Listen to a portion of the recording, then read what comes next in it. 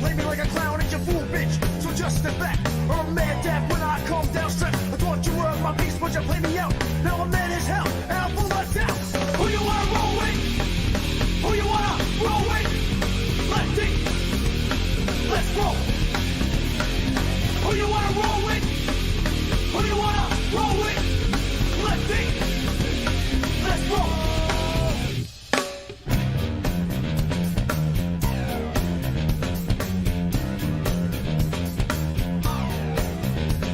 I'm back on the scene, it's time to get mean. I'm a lean, revolution machine. Won't want people stay, they sway.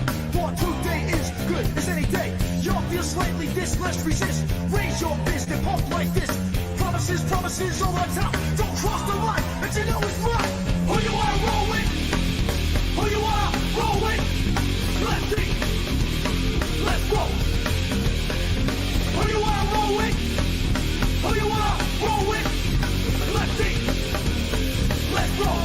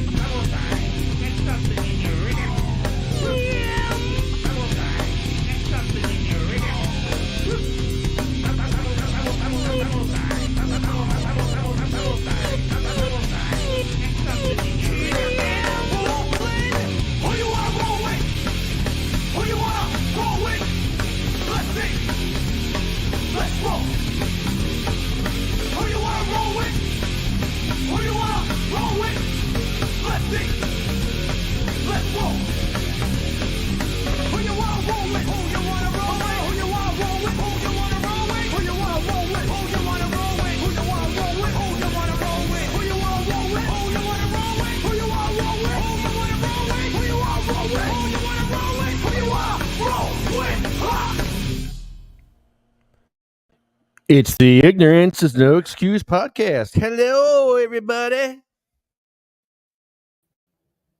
Hi, guys. Hi. Yeah, unmute me. All right. Hello. Happy Thursday. Hello, happy Thursday. Smoke them if you got them. Roll them if you don't. I told Marcie to come on at 7:30.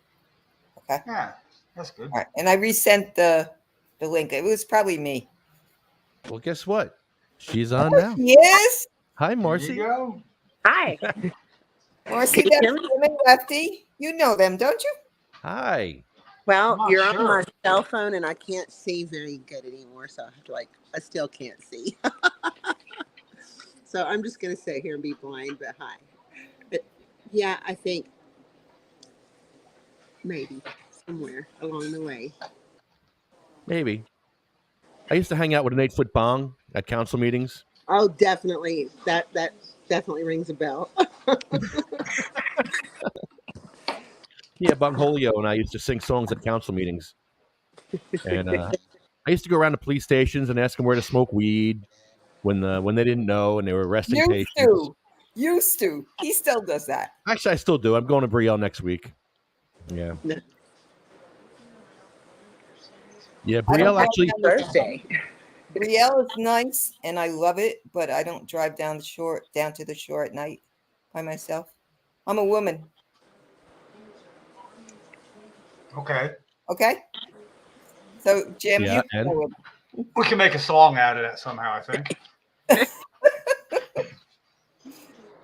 Is that Helen Reddy? All right. So, That's a throw. welcome, Marcie Welcome. Cooper. You are such a rock star to me and my dear friend and sister witch, as I nicely introduced you on the site. And you got Jim and you got Lefty. And so why don't you tell them what you do and how you do it? And this is your show. This is how I do it. How do I do it? I'm a hospice nurse, and people are like, "Oh, that must be hard," and how do you do that every day? And I'm like, well, it's not. It is. There's hard moments, but I do it because we're all going to hit that place one day when we transition from this physical world. So it's kind of exciting in a way. It's like seeing someone off on a journey, on a adventure that is unknown. So it's a little bit exciting in that way to help people package up the things they need and leave behind the things they don't need anymore. And so I started hospice nursing in 2007 when my dad died. And it was a terrible experience, and it sucked. And I was in Texas, and the whole thing. I mean, there was nothing that went well at all. Um, my anxiety was through the roof. I had a doctor that was like, "Here's some Xanax for you," um, which, I mean, that was really, besides, like, I had no cannabis, and I was in Texas in 2007. So literally, like, I'd leave. He was in a Cannabis. facility, and I had a little bit, and the days that I had that, I was so grateful. I mean, it was so helpful for me to be able to relax. But, and we can jump back and forth on this story. But in any case, after that ordeal, I decided I wanted to help people so that hopefully I would not encounter anyone going through what I had gone through as a daughter. And I just wanted to make things better for other people. So that's kind of how I jumped into that. And I really always knew I would be a hospice nurse. That's what nobody understands, because, in nursing school, so, they're like, "What do you think you're going to do?" And everybody's like, "ER, I'm going to the ER and cardiac cath." And I was like, "Hospice." And they were like, "You're crazy." Why? But I just thought I did. I grew up with my grandparents around an awful lot and hung out with their friends, and I just felt drawn to that population and geriatrics in general. But so I did end up in hospice, and things were a little weird in Mississippi in 2007 through 2000. When did we move here? 2009. And then, so I got to Colorado in 2009. And really what had happened in the 2 years that I was learning to be a hospice nurse is I was learning that, okay, we didn't have a 24-hour pharmacy in Mississippi. We didn't even have a 7-day-a-week pharmacy in Mississippi. I mean, these places were closed on Sunday, and they were closed at 7 o'clock at night. I mean, it was just hard to get medication if somebody was having any kind of crisis. And we didn't have comfort kits like we do now. We'll send out here's a kit of all these things you might need. Right. So we didn't have all of that. And so I started using the things that I could use, which, walking in, pouring myself in lavender oil if somebody's having anxiety, because I'm going to be able to cross their blood-brain barrier by walking in the room. And, while they're not sure what they're doing, hitting people and falling on the floor and kicking and throwing TVs at you, you need something. You can't just wait 12 hours to call the pharmacy and ask for a Haldol. It doesn't work like that. You have to do something. So that's what I did. I started using acupressure and the essential oils and trying to use guided imagery when I can. And, cannabis really didn't even come on my radar until I moved to Colorado, though. So that was eye-opening for me, because I thought it was the California thing. I thought everybody in California uses it because movie stars and all the musicians need their cannabis. But I really hadn't looked into the science and understanding of how cannabis worked. And so I was that person in the closet, and the family always really, as a family I come from, did not use, not even alcohol, not anything. And so cannabis was really a bad thing for the most part. And so it was in the closet. And I'd never even considered that it was medicine, honestly. So get to Colorado and things change a lot. When in Colorado, right? Do Right? like the Coloradans do. It's been eye-opening. Marcie, now you went from, now because I know you for so long, but so you went when you moved to Colorado, you went into, where did I meet you? At Patients at a Time? We met, I think. We did, I think, was it in Oregon? It might have been, yeah. Yeah, I think that's where we first met, and then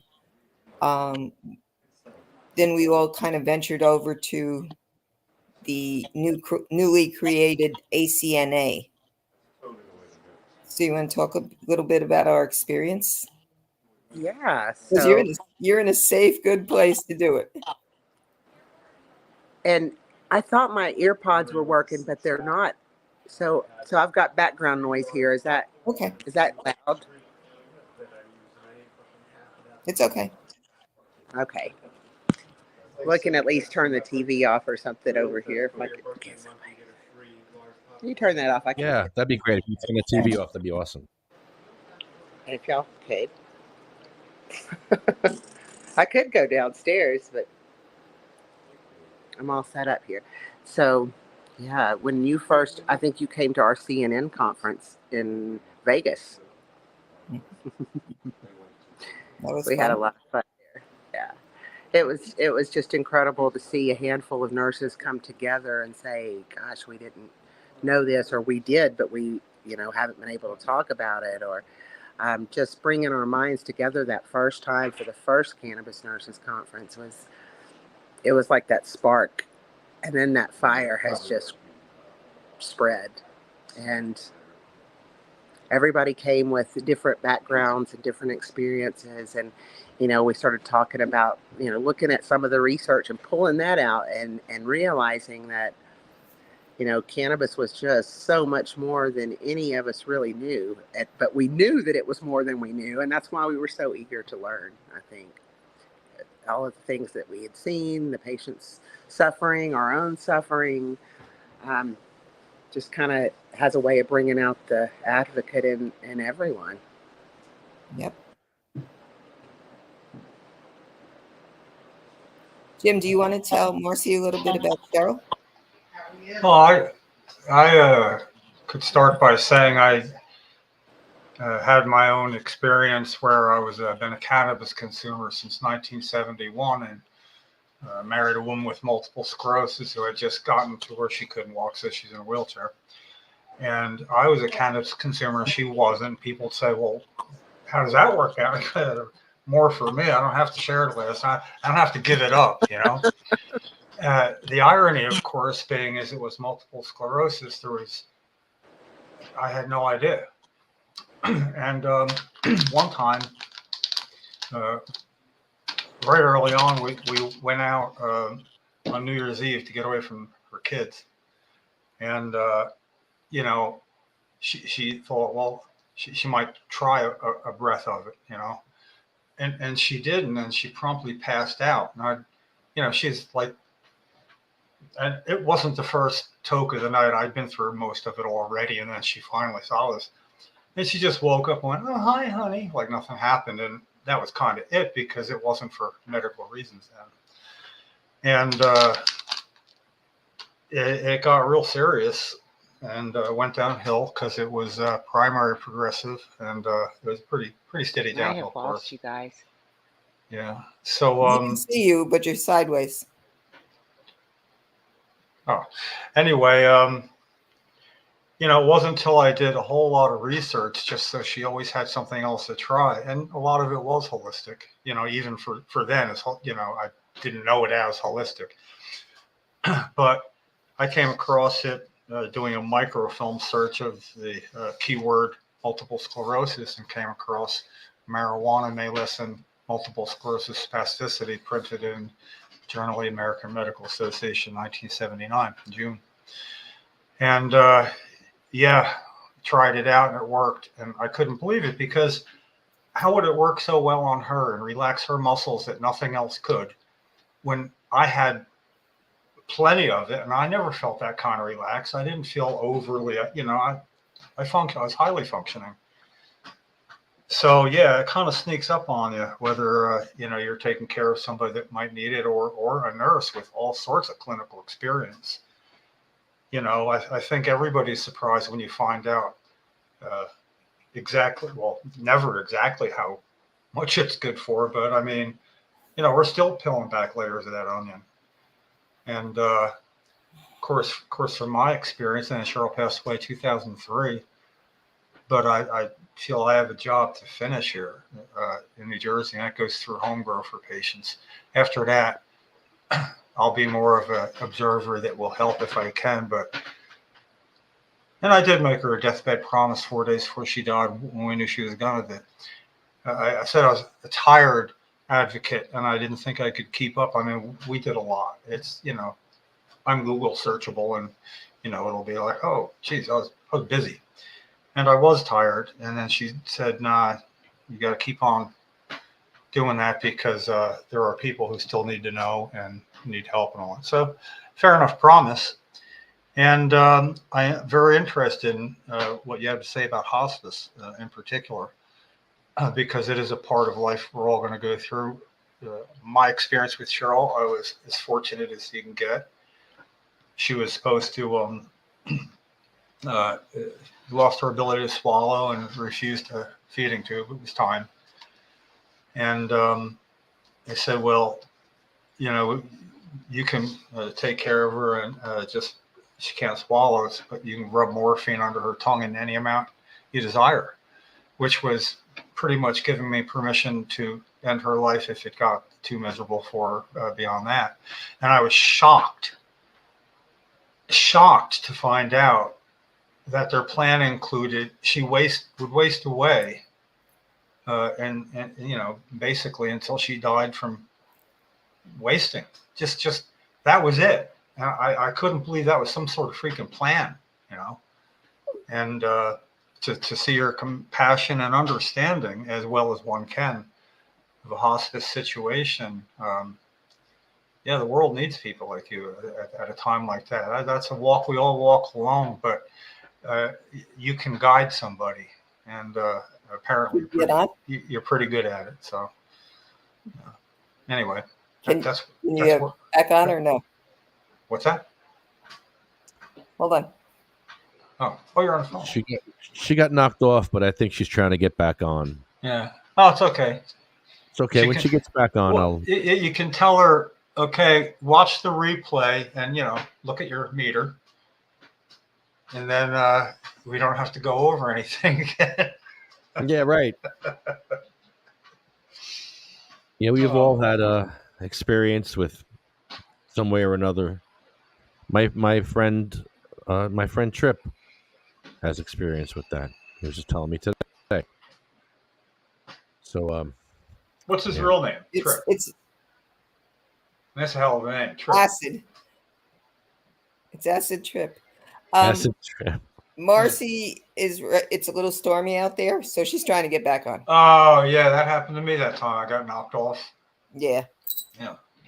Actually, there was a momentary lapse just before I got on, but it didn't knock it totally I off. couldn't get on the first time, and you know what? When I looked at the numbers, they were all fine, but I don't know. I guess it's the metaverse. But I got knocked today. I had a CNN meeting, and I couldn't get on for a good half hour. Well, that's just storms causing havoc all over the eastern seaboard. Not even seaboard. Hi, Mikey. It's flooded here. Yeah. Mikey, what's up? Hey, look at this comment here. Who's Matt Jeffers? He says, why don't you all work together with other collectives instead of making it a competition and bad-mouthing other collectives? We're talking about hospice. Hang on. We're here talking about a nurse that's doing hospice, and you're going to talk about this. I don't even know who this is and what you're even talking about, Matt Jeffers. Matt Jeffers' name rings a bell. Cowbell in my head. Cowbell. Hey Matt, how you doing? About hospice.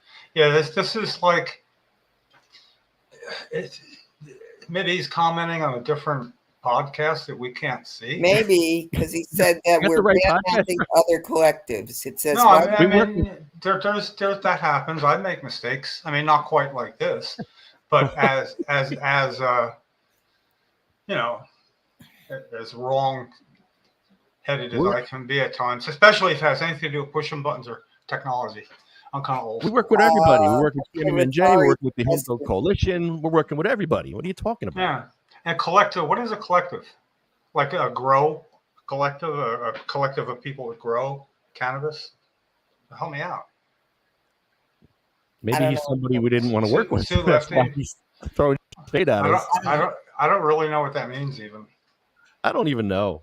Could be above my head. Talking about hospice, so it's like weird. Yeah. Just a weird version. Well, now we could use a patient's collective though, because patients may be growing once they get to grow before everybody else does in New Jersey.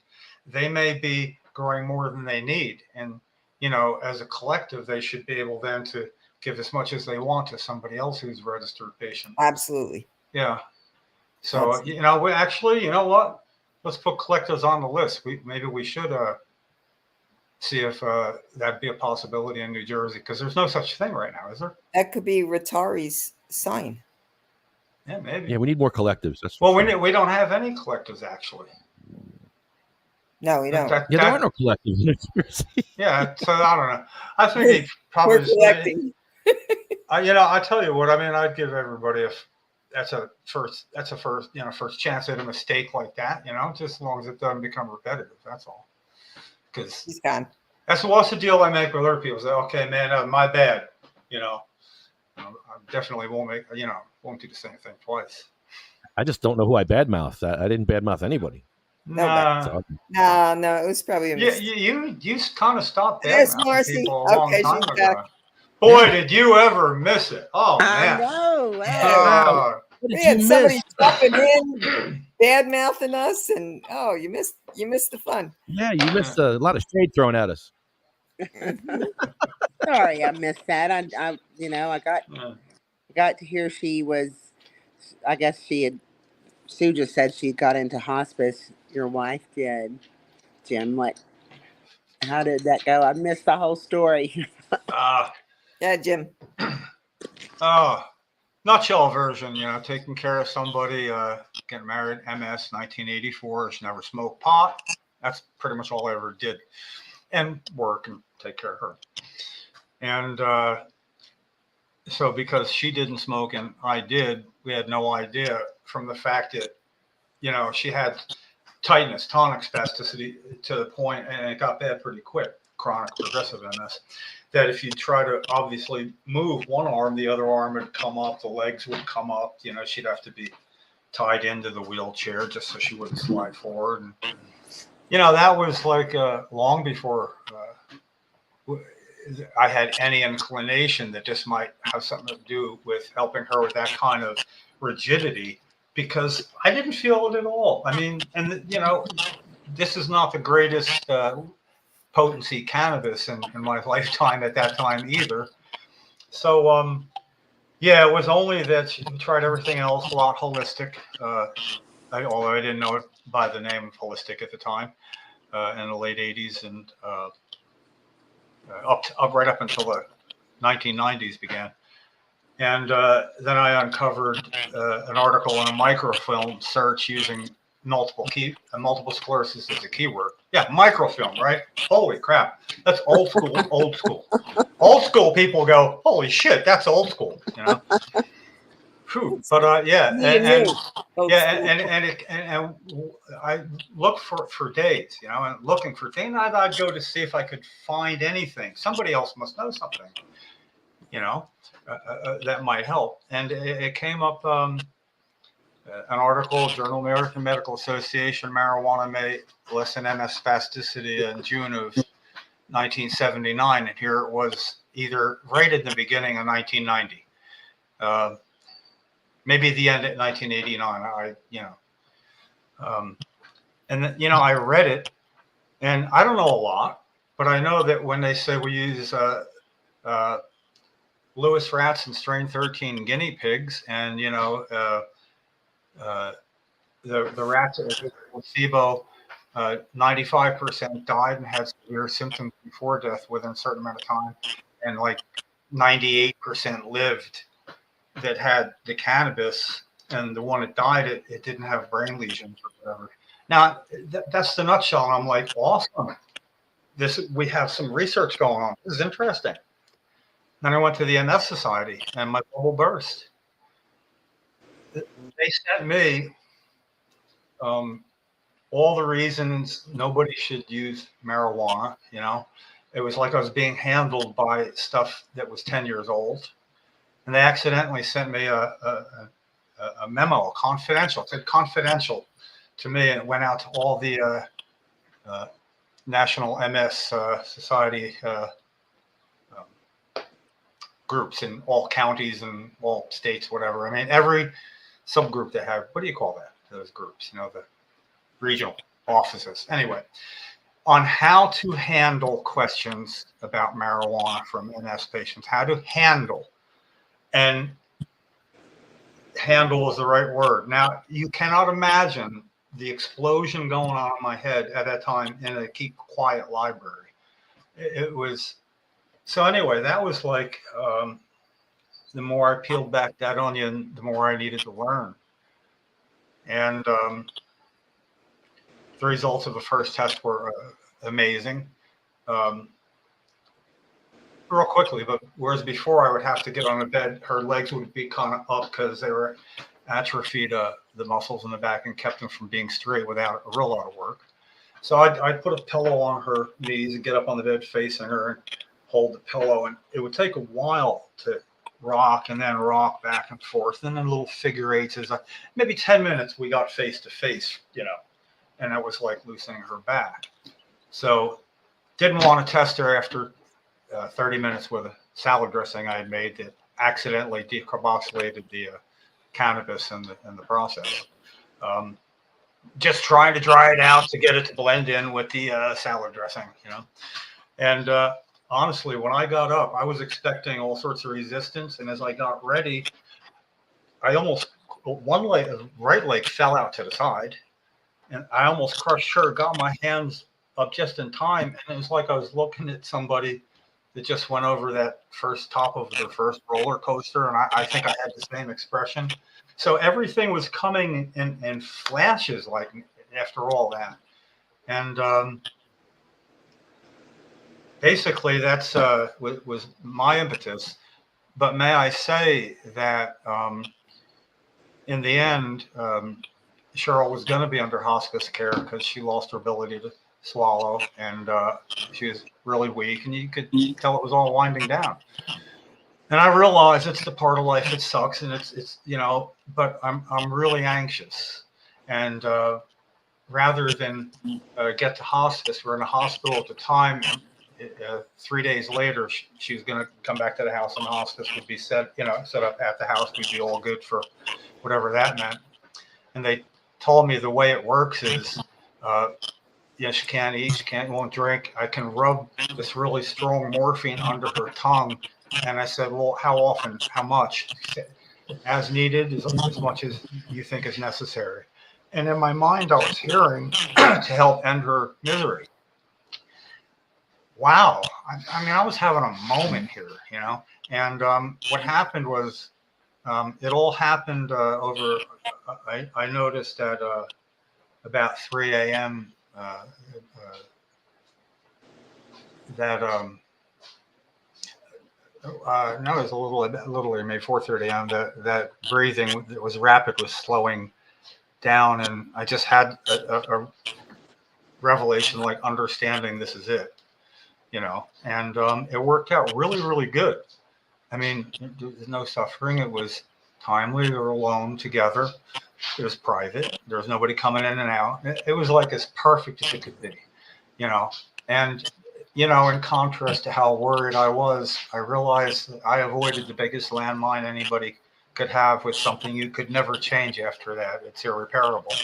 You have to just find ways to deal with it. And I have nothing to repair. So I'm lucky, but you're the one that when you can't help people, at least you can guide them.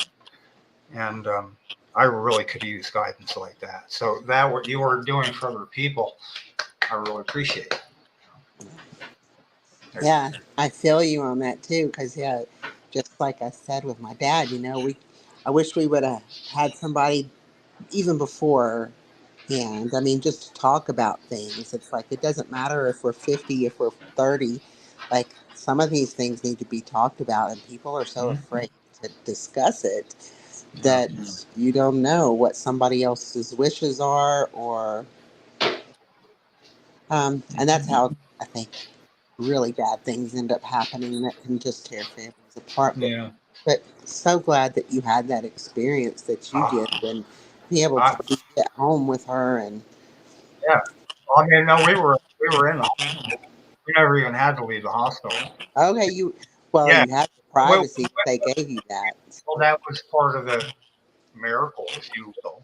That at a time like that, even just the transportation and the setup and all that, but that the privacy happened in a hospital. Yeah. And when it was all over, I had time with her. I had maybe 15, 20 minutes till I felt it was over. I just didn't, I could feel, I mean, it was like nothing but a feeling of unadulterated love, but it wasn't coming or going. It just was, it wasn't personal even. It was really Kinda like weirdly. what we were talking about today, right, Marcy? Yeah.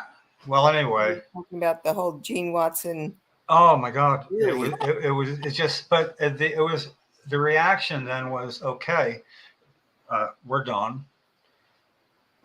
I get it. Tick, tick, tick. All right, I'll go stand out in the hallway.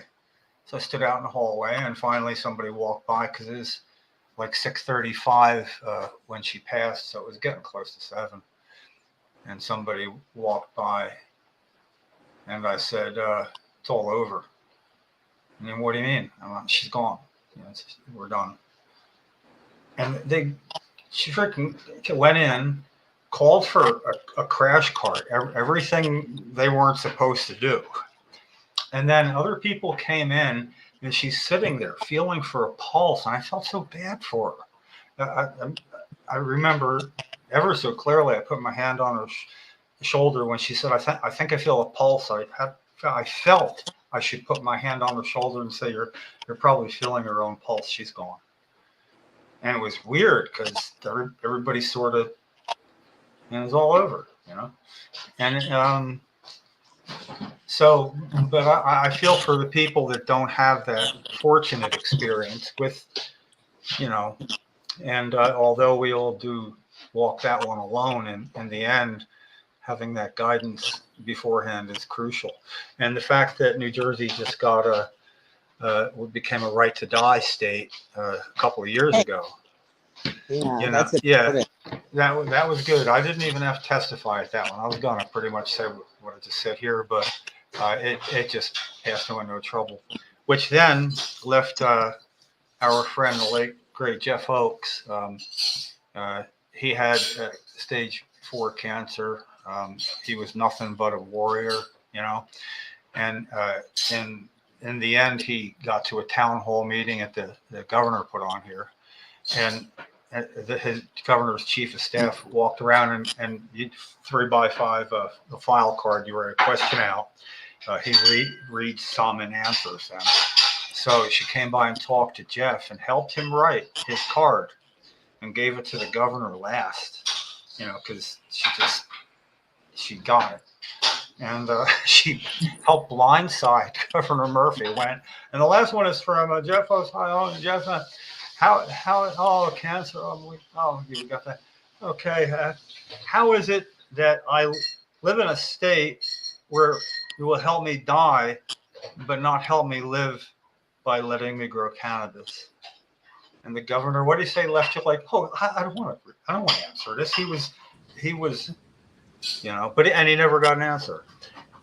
But He pushed it off to Judith Percicanti from the health department. He could have taken Jeff under his wing, and he didn't. Yeah, but Jeff left us with something a job to finish too. So we still have that, and that was fully on tape, so it's available for people to see for themselves. And it's nice at least where there's an avenue for people to have as little baggage as possible with the moment. It's the price we all pay for living a long life, watching everybody we know die. So, it's quite the conundrum. I don't like that. I'm hoping to go halfway between now and when I'm really, really old. I'm not sure. I'll take what I can, but I don't have what you do. I have it up here. I just don't have what it takes to do that. I can't shake it after that.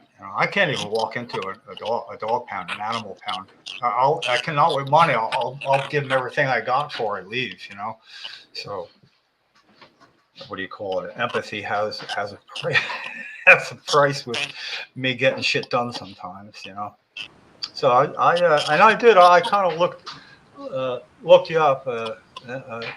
Watched a little bit of a podcast you were on because what happens is Sue gets such great guests for the show that if I go in blind, it takes me half the show to realize what we're into here. And I thought, no, that happened last week. I'm not letting it happen again. So I sat down early and looked you up. That's Good, funny. buddy. I can't imagine though, that's just, I'm pretty incognito here, Nah, well, that's where Sue comes in. She's our event planner. I am. Yeah, real. Well, we're going to Brielle on Monday. I called Brielle ahead of time because Brielle has no wheelchair access to their police station. And up until a couple of years ago, they had no wheelchair access to their council meetings. A couple of years ago, I watched my friend Jeff Oakes walk up those stairs, struggling to walk up those stairs to exercise his First Amendment right at the council meeting. He barely made it up those stairs. Brian Cummings was there also with progressive MS. He barely made it up those stairs. Brian right now is in a wheelchair. He cannot walk anymore. He's in a wheelchair. So I'm going to Brielle Monday. I asked them ahead of time because they have no bathroom. The bathroom is up some stairs, even in the council. So I called them ahead of time. I said, we need a handicap accessible bathroom. And nobody thought they would get it. But sure enough, they got one. They said, we're going to have one for you on Monday. We hope you could wait 18 months, but if you need to get here before 18 months, we'll have one for you. Because in 18 months, I guess they're going to build a new police department. So instead of hammering them on Monday, I'm actually going to thank them for having that porta-john and talk about the wheelchair access and talk about the Zoom access, because we need Zoom access. That's disability access. We had Zoom access for 19 months for healthy people, and disabled people were along for the ride. They got to do all the things that they asked for all these years, like online school, online work, online church, online everything. And Brielle took it away. And I want to know why Brielle took away that Zoom access that we had, because their excuses usually are, we have no technology, we have no people, it's going to cost money. Well, you did that for 19 months for healthy people. Well, the pandemic screwed them over, showed us what could be done. Now they know. Colorado, we did the same thing. We had access for patients to get their medical cannabis cards. And then as soon as they decided to shut that down, other doctors can still do face-to-face or do Zoom meetings with their patients. They can order their opioids like this, but not a cannabis card, which really is only, discriminatory to patients who have a taxing effort to get out of the house. And especially my patients, I'm like, why are you cutting off my patients again? Yet again, these people are dying and they can't get access to get a med card. And there's some counties in Colorado that don't have adult use at all. So, I mean, There is? Yes. I didn't know that. Wow. Oh, yeah. Some counties don't have any cannabis at all. There are a few. I didn't know that. Wow. All right. This is officially a really learning experience now. And, in California where they're doing Ryan's Law, part of that, in order for terminally ill patients to use cannabis in the hospital or the nursing home or wherever they are living, assisted living facility, retirement, whatever, they have to have that med card to use cannabis. And so nice of California, they make it easy for people to get that med card. But if we are going and we're trudging ahead trying to get that law passed here so that we don't have the things happening that are happening here with terminally ill patients having their cannabis ripped out of their hands on the last weeks of their life in the hospital, then we're going to have to make it easier for them to get the card. So Yeah. just another fight on our hands here. Yeah, well, that's where Lefty comes in handy here. He's the first one you kind of want to send in to see where things are, because he has a real big envelopes to explore where the edge is. About the biggest one of anybody. But Because Lefty is disabled. yeah. And he's nice. Yeah. Now, that sounded a little bit like Unlike he's Jim saying, and Sue was just saying, like, almost like if she could look at Lefty going, and he's nice, you know, like, continue to be nice. Lefty was a work in progress over all these years. He was. I mean, the kind of guy that would do what it took with a friend to goof around and get on the Ricky Lake show as neighbors that hated each other, and that he played a guitar and broke it over his head, but it wouldn't break, so he did a piece off. You know, Howard Stern had to be his hero in that day. But then when he started the podcast, and I was with him regular the first 3 years, we did it every Thursday at the State House for 8 months of the year, every Thursday. And this is when at first I actually had to defend him from my own, not others in my own 501c3 nonprofit coalition for medical marijuana in New Jersey. I'm co-founder of that in 2003. And, you know, wanted to financially support his podcast, but he was a little too that for people, and they misunderstood some of his humor, I think. And, you know, I got it, so I went out on a limb for him, and it was the weirdest. It took years, but like I like to say, I knew it was a success one day when he came to the State House, because something was going on inside, and you don't want to go in looking like this or that or anything, you know. Look kind of nice, and he kind of had one of these old, like a long overcoat on, like with, I don't know if Lefty would have a hat on even. He had his Wyatt Earp look with a jacket though, you know, and a tie and a jacket like that, walking up to the State House. It was so cool. It was the best of both worlds, you know. And now he's just downright polite, like Sue says, you know. Polite. Yeah. He really is. I mean, such a way. one time, Such a way. I always say this about Lefty. He has such a way about talking with people. You know, he has manners. He's developed it. Yes. A guy came riding up to the podcast years ago, and he had a keypad bungee corded to his bicycle, and he came up, stopped, and go, "You called me a keypad warrior. I'm here. I am. I'm right." You know, so he must have, you know, that was funny. But that's just it. He came up with this attitude, and Lefty's like, "Did I say that? Remind me." And then he said something like, "Well, because you're an asshole." And Lefty was like, "Why would you say that? We don't really know each other yet." You know, I mean, it was just so matter of fact. It was, and it wore the guy down in like 3 minutes. And then he was on the podcast, and we're friends now. But it was just funny that it's very, you know, just to do that is so diffusing of any thing like that. There was no other way to take it, you know. And actually, I think I learned a little bit from him then. You know, I may have never mentioned it. I probably actually shouldn't, you know, but that actually, you know, so, you know, and all I ever was really in the beginning was the hammer that would open the door for people that knew more about policy and what I needed to get done than me. But then I realized that, well, they don't know more than me. And as a matter of fact, I kind of know more than them about general field vision. you know, what can and can't be done. And, you know, Marcie, I know here in New Jersey, there's people in these nursing homes and hospice that try to use cannabis, and the nurses take it away, or it gets stolen, or it's never administered. Do you have those problems out there as well? I don't think we're even there yet, really, that it's talked about or known about, other than if someone is at the hospital. I mean, I have seen it happen where they come in and say, you cannot have this. And that was a VA facility. Some of the children's hospitals have made a little bit of progress towards children with epilepsy because of the whole CBD movement.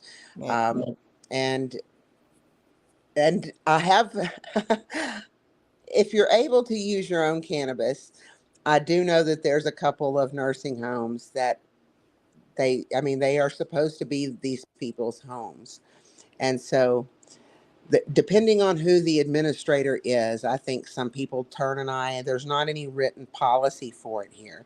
So it's literally up to that whoever's running that facility, how are they going to act about it and what do they think about it? But I remember driving up like at a nursing home, and I think a fire department had gotten there before me, and they were running in, and I parked and started walking in, and there was this group of guys over by the flagpole, and I could smell it. I knew that's what they had been doing before the fire department rolled up on them. So I thought, well, this is a nice facility, because clearly they don't have a problem if they're all standing out here, and or maybe they just didn't know, but I put that in the back of my head as this is a place that I need to keep in mind if someone asks me where they can go. I know a couple of assisted livings that I can call if someone needs somewhere to live that are open. The owners are clearly open to letting people use cannabis. If they smoke, it has to be outside. But I think it just depends on where you're at there, because there isn't that policy. We have made some progress, though. I'll tell you what progress we have made, and I'm really happy about this because, as I said, as a closet smoker and using cannabis my whole life, it's like I never felt okay about being a nurse. I was like always scared about my license. I didn't use, I used cannabis a lot for my own pain, for endometriosis and ovarian cysts. Like, holy crap, this can keep me out of the hospital, and I don't have to get shot up with Dilaudid, but it's illegal for me to use, and I can lose my nursing license. That doesn't make sense to me. But so I worried for the entire time I've been a nurse until last year. Jared Polis passed a law that said anybody that is a nurse, an EMT, a physical therapist, any kind of licensed professional in the state of Colorado cannot lose their license for simply using cannabis, because it's legal here in Colorado. We're not doing anything wrong. Now, I'd like it to, I always thought we should have that medical use anyways. I mean, why would you punish someone for using their medicine if they have a med license? But we don't even have to have a med license now because it's legal here. So that just made me jump for joy. I'm like, a lot of people don't know that. Yes, you can still lose your job if you work for somebody who's going to test you. So some of the hospitals are not, I think the majority of the Denver hospitals are not testing for cannabis anymore. I don't think they are up here either. So, And we have kind of the same. Jersey's a weird state because it's kind of divided. It's not a big state, but we're a well-populated state. So I'm on the upper side, over by New York City, and where the State House is and where Jim and Lefty are right now, that's South Jersey. So things change, just like in Florida. Florida's the same way. I was in Florida a couple of months ago, and I was in the Keys, and every other storefront was a dispensary. Yet you go to someplace like Tallahassee or what have you, you go up that peninsula, everything changes. You don't see anything. You don't see anything. You don't hear anything. So it's kind of weird, and it's the same thing with the rules and regulations around here. We have a lot more freedom up here because nobody pays attention. Nobody cares. There's too many other things that they have to care about up here than to worry about that stuff. I mean, there's a dispensary around the corner from me called the Fucking Shop. That's what it's called, the Fucking Shop. And above it, it has some kind of Christian billboard sign, you know. So it's pretty funny. But where I live, and this is one of those new luxury rentals they call them, you know, because they're gentrifying everything around here. Um, these are smoke-free buildings, but it's legal, so you can use whatever you want. You just can't smoke it in the building. So people either go out to the street if they really are bent on smoking, you know, they go outside, or they go in the garage, which that's closed too. They really shouldn't go in there, but they do anyway. But it varies like that from state to state. You know, you see the differences. You know, Oh and yeah, you go down to Colorado Springs, you've got the focus on the family and all the, it's the right. military area. So there is no, if you don't have your med card, you're not getting it down there. You better get it before you head south. Yeah. And you know, the weird part was, you know, I moved, well, you know this, I moved from New York back to Jersey. Okay. So I was in New York for 20 years. New York licensing and New York laws are different and what have you. So originally, when, you know, the whole thing, everything became legal, we first had medicinal. So that's when I got a medical card, because I wanted to take patients through the process, because people were reluctant to do it, but they wanted to have a medical card to feel safe, because we still had the stop and frisk laws. That no longer happens, and then everything went legal. So so the medical patients at home have home grow in New York, in the state of New York. And at the time, they just changed it to, they could grow 7 plants. 7 people could be living in the house. 7 disabled people could each grow 7 plants. I tell this every week. So that would be 49 plants. That's a pretty healthy grow. And, you know, they have a lot of freedom. And so, of course, when I came here, you know, I came with my plants until one of you guys or somebody said to me, "Nah, you can't do that here." I was like, "Oh, I didn't know. Mhm. I really didn't know. I wasn't paying attention." Yeah, we were the first state out of a 14th state to enact a medical marijuana law, and the first to do so without having home grow provisions in it. Yeah. So we went the other way. We call what I took the Donner Pass approach. You know, we never got where we were going, and to this day, we can't really even steer the discussion around to, okay, it's been 15 years. What have you saved us from that happened in any one of those other 13 states before us? Give us a little education now. Justify our outlier status, or get the hell out of the way, you know? Mhm. And, you know, without money and certain other influence, you know, we only have a certain amount of avenues to negotiate anything. And one of them happens to be like people like Lefty leave you alone. You know, that's the negotiation. You know, I'll leave you alone if we get to negotiate instead of hide and seek. And but it's a tough nut to crack in a state where the same man as a senator got the version of our original law passed in the Senate before the Assembly, voted 2216, including 6 plants per patient. And then it was hijacked, and then what I call not a ultimatum compromise, a compromise ultimatum. Yeah, if you want the senator, if you want this passed this session, you have to abandon the home grow. If you don't, you know, we're not going to reconcile the bills. We're going to take it out in the Assembly, and nobody's going to get it. So that was like pretty much saying, if you want to get any patients off the legal battlefield now, this is how it's going to go.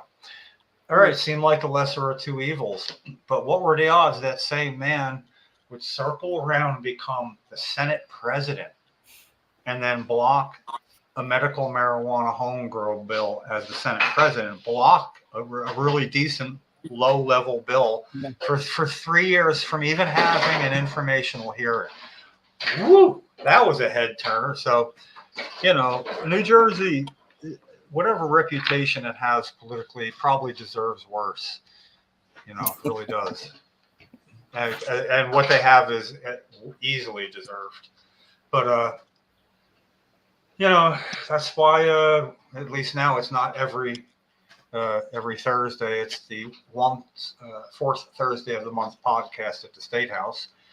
Where now, because patients in New Jersey have one thing going for them, is probably the best, one of the best, if not the best, patient-centric law about where they may and may not use their medicine. Pretty much, they may use their medicine wherever anybody smokes cigarettes. They can use their medicine at 25 feet from anybody's doorway, outside, things like that. But pretty much wherever everybody goes for that gazebo in a rainstorm, from a hospital to well, you can't there because it's on a hospital campus, but basically it's anywhere people go. I mean, and if it's like at a restaurant or a bar, it's their property. They could come and say, I don't want this, but that's more trouble than it's worth and hasn't really happened. So, they got that. They don't have to hide quite so much. Matter of fact, one time at a council meeting in Brick Township, I was out by the parking lot using my medicine. And somebody in a parking lot yelled really a threat, like, I'll run you the fuck over if you keep doing, like from the confines of the parking lot. I'm sure an idle threat, but there were people who didn't like us being there. We were there for that reason or something in Bricktown.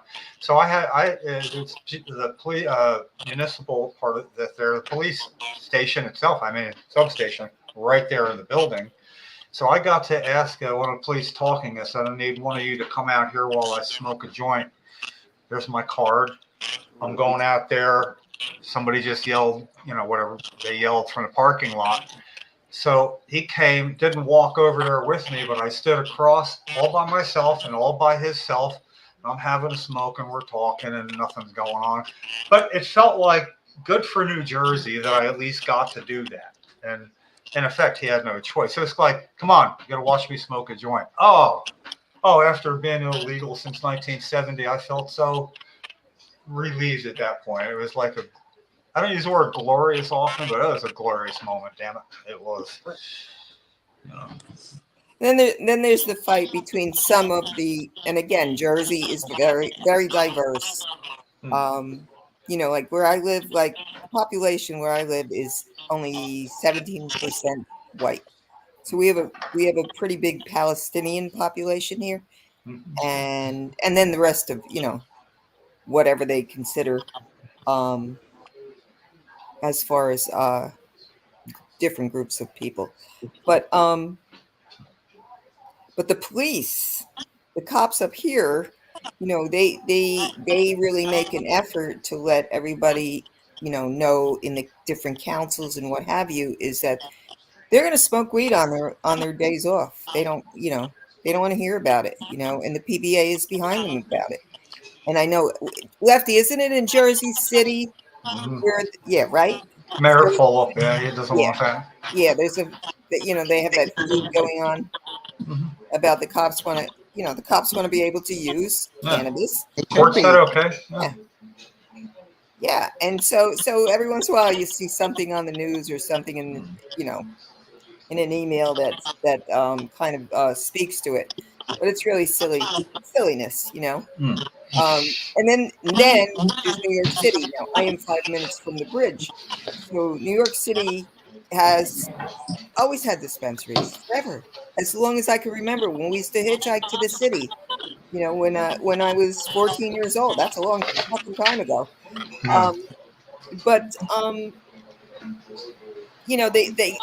will put in the news that, we just closed 1,000 dispensaries, unlicensed dispensaries. No, they didn't.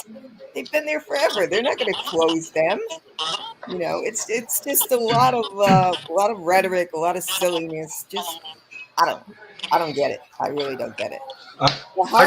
However, hospitals, I have to tell you, up here, at least in the area I'm in, I have 4 major medical centers that kind of circled me, and they will turn their heads the other way. No, of course you can't smoke anything in a hospital, But as far as you know, somebody wanting to self-medicate, they pretend they don't know, and that's it. I got a question. Ooh. So Marcie, I noticed somewhere, I think it was on LinkedIn, which I am not a part of, that is about your opinion on Schedule 3 for cannabis. And I couldn't look that up. I could because I I'm not a member. So maybe you can. That's the article that me and her are in the same picture. Oh no, I don't know. It's like LinkedIn. Picture of me and Marcie. Well, it goes right to sign in. I can't sign in. Okay, all right. Well, me and I were sitting on the ground at one of the conferences. We were sitting there doing namaste or whatever we were doing. Anyway, what's your short version? If I didn't know anything about this, how would you describe that to me? The situation with Schedule 3. It's an absolute cluster. As a hospice nurse, I have seen so many deaths related to alcohol over and over and over and over again and over again. Young people, they're getting younger. They're in their 20s. They are dying from alcohol, and we are, as a country, glamorizing alcohol on a daily basis. Every concert, every sports venue. It's just ridiculous. It is so ridiculous to me that they would even consider putting it in a schedule when it is as safe as it is. Leave it alone. Let us grow it if we want to. Maybe on down the road, 20 years from now, we won't have such a disaster in our country with alcoholism taking so many lives. Maybe people will use a little cannabis and be a little calmer, chill, stay at home. Yeah, watch Netflix, chill. Just, it's just, that's how would more people be using cannabis in those end of life situations, or less or the same if it was in Schedule 3? And would Schedule 3, it wouldn't be a final answer? Is there not an acceptable way to look at it as a way station while we look for descheduling entirely, which it should be? I mean, there's nobody that thinks it should be in Schedule 3 rather than deschedule. I haven't found a human being to say that yet. Including the physicians, because they really don't want to be bothered with it. But what I'm saying is, if it's wait for descheduling or have Schedule 3 sooner than that, then we take.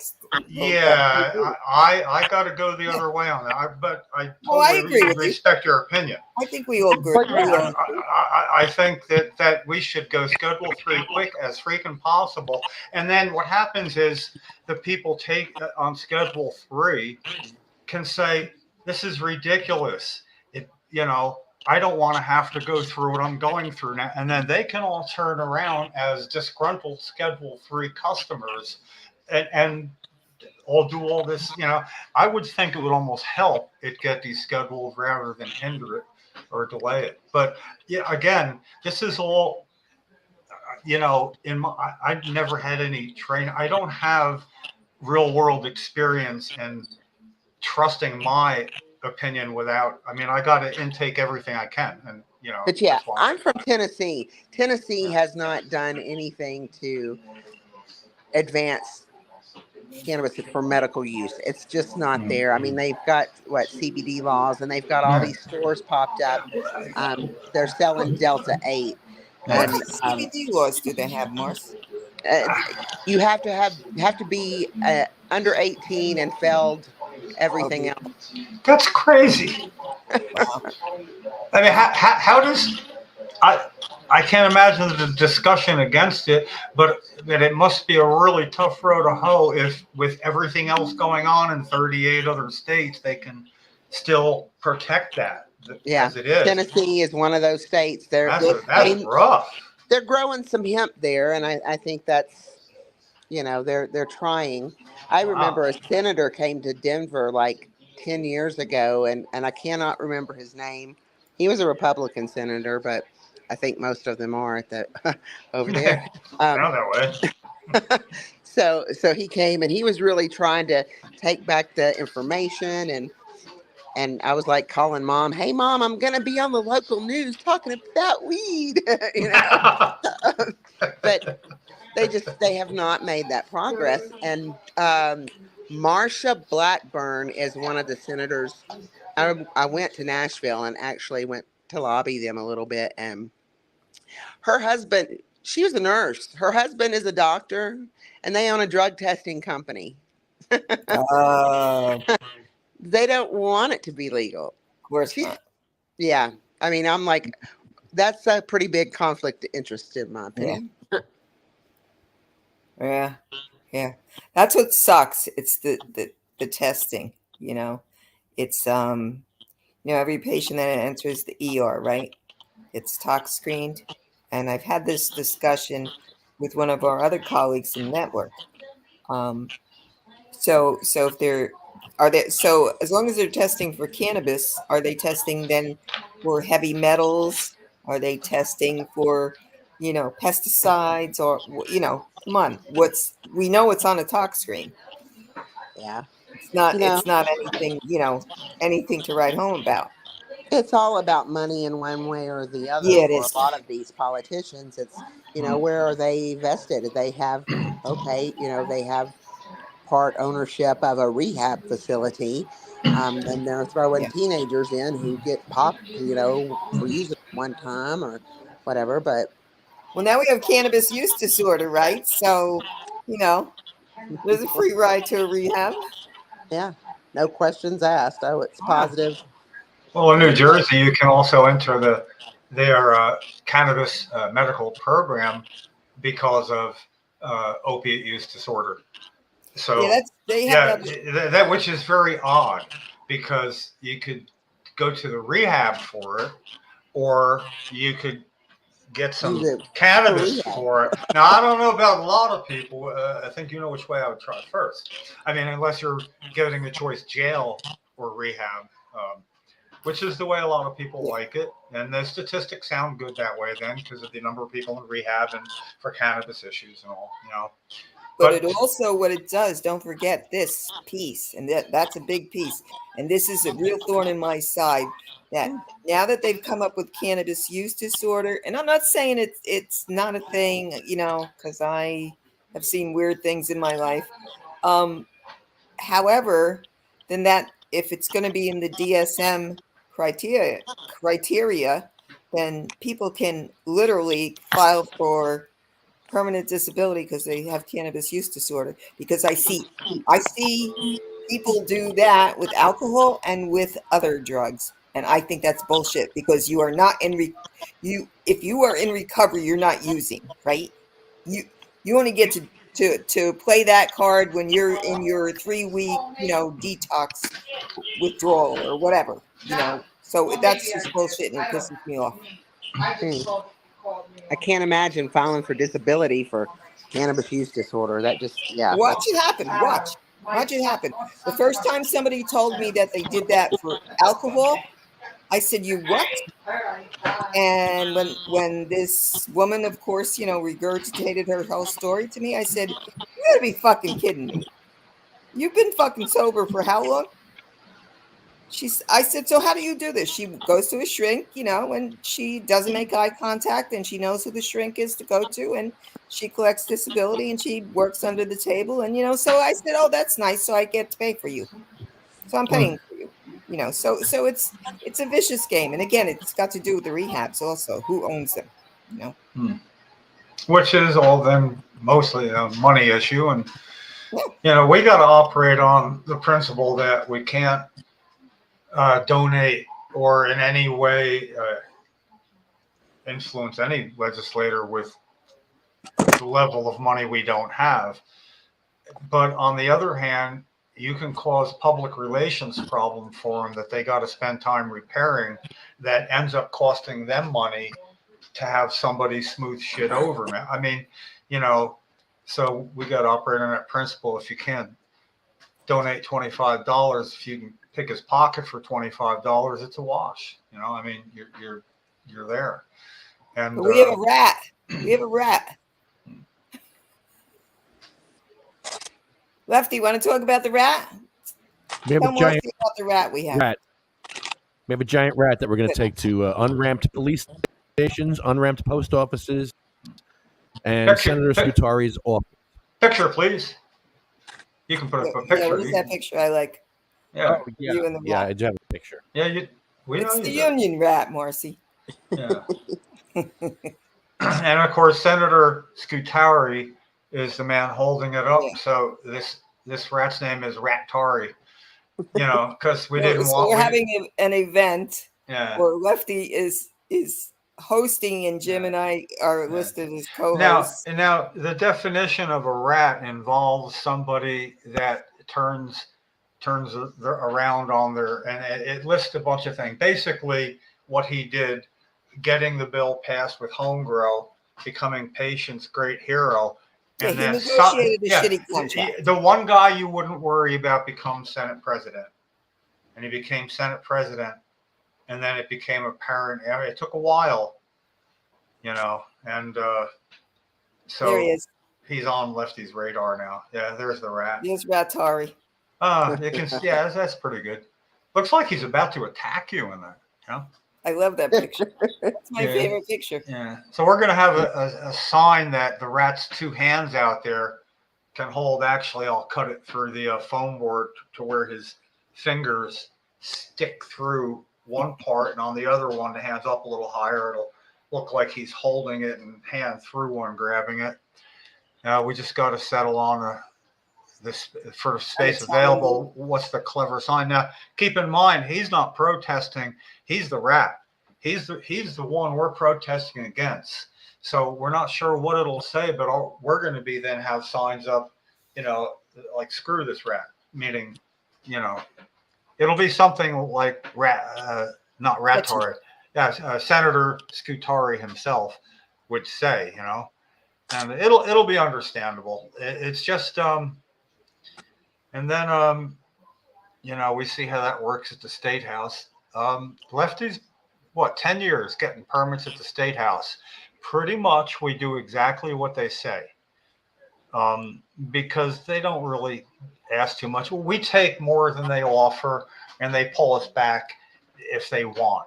You know, like lefties, I'd rather beg for forgiveness than ask for permission, and so, you know, we go with that. And it's worked over the years. Really, 10 years, they have a grudging respect. These guys are still here. Geez, look at them. They've gotten old, you know. I didn't look this old 10 years ago. Boy, I look like a boy. You know. So anyway, you know, we do have that going for us. And then we set up now right by the road, so anybody in Trenton can come by and have a smoke with us. We sometimes had people over who were very generous, and word would get out. And one time people came looking for a little something, and we made a deal. You get a little something if you hold these signs for 15 minutes. And man, they held them with gusto. Honk if you like, honk. And then they filed over like workers come to get their daily wages at the pay table at the end, walking away with, you know, like, an eighth or something. You know, it wasn't a lot. So, yeah, but we get to do that, and it's all legal in New Jersey, of course, being legal for adults to possess up to 6 ounces in public. Patients can transfer up to an ounce.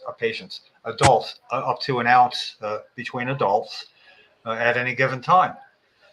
So that lends itself to a couple entities coming out on our best day on July 10th, I guess it was, and setting up tables with their wares, you know, with like lots of nice cannabis for sale on the lawn. Oh yeah, and planted. How many plants? We planted, not we, but an aligned bunch. Cannabis plants, dug up a 10 by 10 foot roped off area, buckets full of clone plants, and some were, I don't know, 1.5 feet high or so, and, you know, kind of tore up and made a little planting thing, and nobody came. I realized after 5 minutes, nobody's coming out because we're on camera. I mean, they can see from inside. They're looking at us on camera. And I was across the street. I forget. Oh, I was taking pictures. I want to get a good picture. And I saw them wander, not directly up. They kind of wandered from the door over the other way and wandered over real slow, about 7 state troopers. And then they came up, and it was just an exercise and made everybody's smile. And what Chris Goldstein said to them when they talked about, but what about all this disruption to the lawn here? He goes, look, I've been there when it's been real rainy out, and there's been 1,000 people here and trashed the lawn like you couldn't imagine compared to this. You know, we'll take care of it. And they were like, okay, but when you're done, you have to take the plants away with you. Okay, so that was it. That was the entire thing. So at least we're not totally uncomfortable while we fight for our rights. What kind of fight is that? Going, sitting there, smoking pot, having fun, making sense, doing a podcast involving people and getting the love of the people and trying to pass by. Because every Thanksgiving, we have a Thanksgiving. We get donations and we spread them out with a big, everything's free, take as much as you want. And it's a pop-up. We never announce it. And it's a fun sight. It's like watching word get out, and like sticks with me more than anything. This woman bent over and looked at all these socks, and there was like a whole bin of like just the same color socks, probably white. And she looked up and said, how many socks the kind of person take? And I said, well, count the number of feet you got at your house and multiply it by 2 or 3. I don't care, you need a bag. And it's donated, and we get to watch the joy in everybody's face. And that allows me to get home by 2 o'clock for a Thanksgiving dinner. And I don't have to feel bad about, no, I'm sitting down now for something I know a lot of people don't have. But after doing that, it's a wash. I enjoy Thanksgiving so much more starting the day out doing that. And people come with their bags and help set up. It's not a chore. The chore is taking leftovers where they belong, and Lefty takes care of that, so that nothing gets wasted and gets to the I don't know, wherever. Well, there's a food kitchen, but they only take canned goods and certain things, Yeah, it's great. And July 10th was good because Lefty's co-opted July 10th is oil day, upside down. 7/10 is OIL. So oil, that's for patients. No, screw us adult consumers. We got 420. 7/10 is not a general day. It's National Patient Awareness Day. And, this last one, how many states participated, Lefty? You're muted.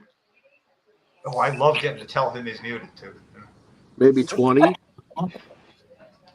Yeah, it was like, yeah, we're trying to give people in other states, you're trying to coalesce where there's somebody in one state that would know a legislator that would maybe talk to a colleague from the same side of an aisle in another state, and they can try to push them together.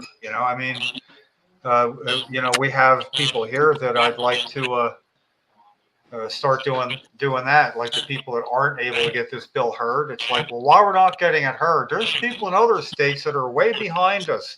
Senator Singleton, Senator Gopal, would you agree to talk to a Senate colleague in a state that needed to hear what you had to say? And then somebody might even just be having a committee meeting where they could spend half their time. Senator Singleton in New Jersey, the head of the health committee, I want to read what he has to say about this. Even that, and I like, it'll be a yearly attempt. But it's not about, and I don't like saying recreational, but I do when I'm saying it's not about it, because it's, I used to do stuff like, especially like playing softball and getting high, and so that was recreational, but it's never been recreational for me. It's peace of mind and keeping centered. And then I had catastrophic injury to both feet and ankles, and then it became medicine for me. Right after the fact, I did groundwork for and now it's all about me. I'm a patient. It's about me. Yes, I had I'd like to combine the inhalation methods with a base of basically it's a food grade balm that brother makes in magical butter machine. I make it into cookies, but sometimes I don't want a cookie. Sometimes I just want to wash it down. Marcie, what's the easiest route that you use with your hospice patient? Oh, it really depends. Any route. But hold on, I had a question watching it down, and it made me think of some another subject here. I was starting to wander over to the magic mushroom topic. Where are you guys at there with psychedelics, and what is that looking like? And Well, the same as everybody else. It's actually more popular legislatively than medical cannabis home grow.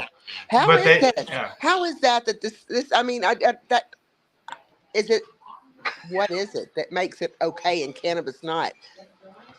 Well, and here it's Ratari in New Jersey. It's like almost one guy, but they use the same trick. They wrote up a bill that included home grow, but it didn't say it includes home grow. It said the bill, it will no longer be unlawful to grow these mushrooms in their spores. Okay, it would know, but now, boy, there's nothing like how are we going to do this legally and statutory phrases and stuff. So what happened is they optioned it out in a second hearing because there was objection to it. What they did was they knew there'd be objection. They had a car they wanted to get $3,500 for, and they asked for $5,000. That's too much. All right, how about $35,000? We'll take it. Boom, got what they wanted. They put home grow in to option it out, and that's like really rude to people who are thinking the system. So I went and spoke there. See, to me, this was in a joint health committee where the Senate head of health, the Assembly committee, the health committee head was there. He's the guy who took it out in 2009. In other words, it was the bad guy from 2009. So it wasn't blocked in the Assembly. He just isn't bringing it up, So I went to talk to what I thought was a Senate committee, and Joe Vitelli, a friendly, who knew me, committee head. And I had to scribble and change all my notes when I saw it was this guy who's avoided talking to me for 15 years. So I got to ask my question. And it involved mushrooms jumping over the cannabis home grow, which you took out in the meeting. But we're not here to talk about that. We're here to, So I kind of used it to piss off a guy I wanted to piss off publicly, And in the end, when he said, well, it's not about that, we're done. And he shut my microphone off, but we're right next to each other. They said, we were done a long time ago, and I left. It was very empowering. But I've come to learn most of what I know about psilocybin, the medical therapy, especially the psychotherapy uses, if that's what you call it. And I can kind of imagine it would have a really unique use. It might speed things up over traditional methods of therapy without it. But as is custom in New Jersey, where people thought they might be able to grow their own, it turns out now you got to go to a service center if it becomes legal. So it's like you got to go to what they call a service center, like Mavis Tire Pros or whatever. If you have enough money to do that. If you do. Now, that was also part of what I had to say, and a lot of people were on that, specifically, what would it cost? Because we're talking about personnel there, qualified, trained, state-approved personnel, not one-on-one, but maybe 2-on-6 or something, for how long are the sessions, and then how high are you going to be when you drive home, and what does it cost? It's like there's a real shit show of sorts, but it's gonna advance quicker than any more medical cannabis laws, because the best information we're getting from friendly legislators is you don't want to hear this, but there just is really no interest amongst legislators for any cannabis hearings right now of any type. And they don't mean them or the people that are telling me this. I'm sorry to tell you, but there's just no interest, no general interest. So I don't know how to fight that. I'm thinking the rap might help though. Because it's become the norm. Okay. Yeah. So we normalized it. And so because we normalized it, they think that's good enough. Good enough. Don't be bothering them with any, more paperwork that they may have to do, or let anyone know what they, Well, we're gonna set an example with Rattari, not And just event, not and just this. But, and I know we're gonna do that. However, I think that's their attitude. Hmm. Half the state doesn't care what anybody does, and the other half does. But what Because they have nothing else to do. what they want us to do is basically Lefty and me operate on pretty similar wavelength that figure out what they wouldn't want you to do and do it. Just do it. They wouldn't want you to do it. That's why if it works right, I'll show up at his house, but it'll be that me one sign facing away from the house just long enough to get pictures after make sure an Esquire writes a letter to the police and Senator President that he's going to be at your house. He's got a constitutional right to stand there with a sign, for crying out loud, and wash that all out. That's at the end of this rainbow. But I got a problem with like rushing in. I personally need to go through a couple of steps, and Rattari at the State House is one of them. It's sort of like, well, he didn't respond to that. How about we slow it down a little, and I go to his house with a sign quietly, all by myself, one other person, somebody taking some videos for 2 hours. Let them know we'll be there, and let the police know we'll be there. And I did that at Congressman Frank Ballone's house after Cheryl died. I pushed a wheelchair to his house from 26 miles away with a sign on it. And then when I got there, it changed to a sign that said, "Here was Congressman Pallone. He lied while my wife died." And I picketed the 28 steps back and forth. I didn't mention the big M word either. This is like 2003, and no marijuana. Or just here lives Congressman Pallone. First of all, Congressman wants people to know where they live.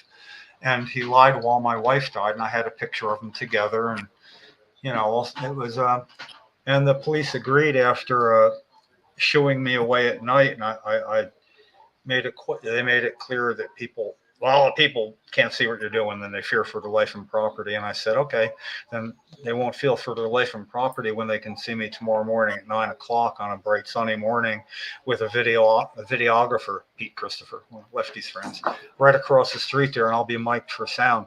So make sure the morning crew reads the Constitution. They don't have to read far. It's the First Amendment to the Bill of Rights. They'll get to it real quick. And in the morning, went back, and the police just ignored me. I'd wave, and it was at the edge of town, so they'd then turn around and go back, and I'd wave again. And I stayed 3 hours, and Congressman Frank Pallone and his wife Sarah did not go to the church. They attend 3/4 of a mile down the road, as they do for the 10:30 service, I think it was. And I was there from 9 through both services. They would have a ride right by me, had my camera ready. All I got was neighbors pulling up, taking pictures, and give me the finger, and I'm taking pictures back. The next year, it was all about, well, one, he lied to Cheryl. He told her to her face, "I'll talk with Congressman Rob Andrews," who changed his mind after meeting Cheryl. And he never did, and Cheryl died, so I held him responsible. And the next year, there's a bill he voted the wrong way on. It was a sense of the House resolution that no state should legalize medical marijuana because it's a dangerous and addictive drug, and no state should do that. They started doing that in '98, and we had protested and got arrested in Congressman Jim Rogan's office because he was let down people in California about that. But anyway, the next year doing this meant that my friend who always helped me then, Gary Stage, was a constituent, and he went back to his office 2 weeks before the next vote on that resolution, and said, "Jim doesn't want to have to come back to your house again with the memorial wheelchair. All he's asking is you abstain, and he'll wipe the slate clean, and we'll start over." And he didn't just abstain; he changed his vote. So he changed his vote, dropped the vote, and we've been good ever since. So sometimes you can negotiate, and if that only happens once in 20 times, I'm hoping the 21st time, if it's going to be Scutari's office, and you never know. Get really lucky. I got pictures of me out there doing the protest. I make the Esquire, the lawyer who sends the letter to notify Scutaro's office as well as the local Menton police, and then they can go through a lawyer. It'll offer that we can negotiate by you actually not running and hiding, talking, have a Zoom meeting that will be recorded. We can probably take care of in 20 minutes of a quick, honest question and answer. I'll be civil. You'll be civil. I won't show up. That's it. Now, I don't want him to say, okay. Because he'll just dance anyway. He'll find a way to abuse our agreement. And there's something sweet about holding somebody hostage like that just by telling the truth out in front of the house and doing nothing but this. It's not a tough gig. It's a little bit up here, but I've had nothing to lose for 20 years. Yeah, and that's a good thing. Marcie, hospice, how long can you go in for a patient? Is it 6 months in Colorado? Medicare hospice benefit is unlimited, so it does not matter if you go on hospice. You can go on and off for years and a decade. I mean, there's no set time, but you have to show that there's decline. So it's that roller coaster, it's like the first 2 benefit periods are 3 months each. And after that, each benefit period is 60 days long. So a long time ago, we had like Alzheimer's patients could be on for years and years and years and years. And then they came in and said, wait a minute, you can't have somebody on hospice for 10 years. And it's like, well, the doctor has to certify that they could die in 6 months or less if the trajectory of their disease goes like it is. But if you have an Alzheimer's patient and they're being seen 5 times a week from hospice, we're checking their urine and seeing if it starts turning cloudy, and we can still give them an antibiotic. And so we were making these people live longer, and they didn't like that. So they said, you can't do that anymore. So then they started making our documentation be a lot more meticulous and show that decline. And if somebody plateaus, you have to discharge them, and they end up getting a UTI or an upper respiratory infection, going in the hospital, getting out, and they get right back on. So it's just a lot more paperwork. Wow. Jimmy Carter's been in hospice for 1.5 years. Yeah. President Carter. I mean, It's really silly. It's silly. There's still this big gap of, there's a lot of people that need help that aren't hospice ready, but they need that help, and Medicare doesn't offer that. There's nothing to fill that gap yet. We got a little. Is this done at 7? Or it's 7? Let me ask you a quick question before you go. Oh yeah. Okay. The first time you smoked weed, how old were you? And is there a story behind it? Everybody gets this question. Yes, everybody. When I first used cannabis? Yeah. Yes. And we won't tell anybody. With a story that goes along with it. So, I was in the 7th grade, and my friend Misty Bonds, I'll call her out. That's a strip of pole dancer name. She's getting fired tomorrow somewhere. We went to babysit we were babysitting, and I don't remember the kids that we were babysitting or their parents, but the mom was a teenager too, and she was like, okay, and she paid us with a joint. Oh man. I used to pay my babysitters that way too, though. Oh. Yeah, but that's not, you know what? That was the times. And I used to do the same thing. I have these 2 boys, they were twins, and they would come over and babysit for me because my mother was not watching my kids until they were 5 years old. I had to go to work or school or something. And I didn't have money to pay them. So I paid them in gratuities, other kinds of gratuities, and they were perfectly happy. And we loved it. I mean, she got home from wherever, and we sat out in the backyard and smoked it. And then she took us to my house, and we promptly ate everything in the kitchen. And my mom was like, why are y'all laughing and eating everything? Which brings Lefty to his next question. Okay. What did you eat then? What did you eat then? What did you have? Do you remember what you ate? Probably a frozen pizza and Doritos and everything else that was there, cookies and We just laughed. I just remember laughing, like just That's nice. the entire night. Who wouldn't want to do that again, though? I mean, you going to try that again? I think so. So third question, Lefty. Third, you have another question to ask. Well, What is your favorite munchie food? Currently? Currently, Yeah. I like watermelon and bell peppers and cucumbers. Watermelon's good. Something crunchy. Yummy. Still need the crunchies. Ooh, watermelon is a weak spot for me, especially. Yeah, watermelon's easy to keep eating. Yeah, way too much. I can't believe how, you look at the size of a watermelon and then go ahead and get really high and have most of a watermelon, and it's like, that's a lot. I mean, wow. And that's these Palisade peaches have been really good lately too. Yeah. When you think about it, there's always, something else. Like if somebody's going out to a store and you could get you one thing and you were pretty high, what would they come back with? Well, So if I had a sweet tooth, then I'd just want some some cookies. I like what kind of cookies do I like? Those Walker cookies. They're like shortbread cookies, something like that. Ooh, yeah. There's one more. One more. You got One more question. Word of What about hot food? What about hot? I love talking about food because I'm hungry right now. What about a hot? That doesn't count as the last question. You miss it. No. Okay, but this is okay. This is subset A of the munchie question. Part C, because I love munchie food. Yeah. Hot.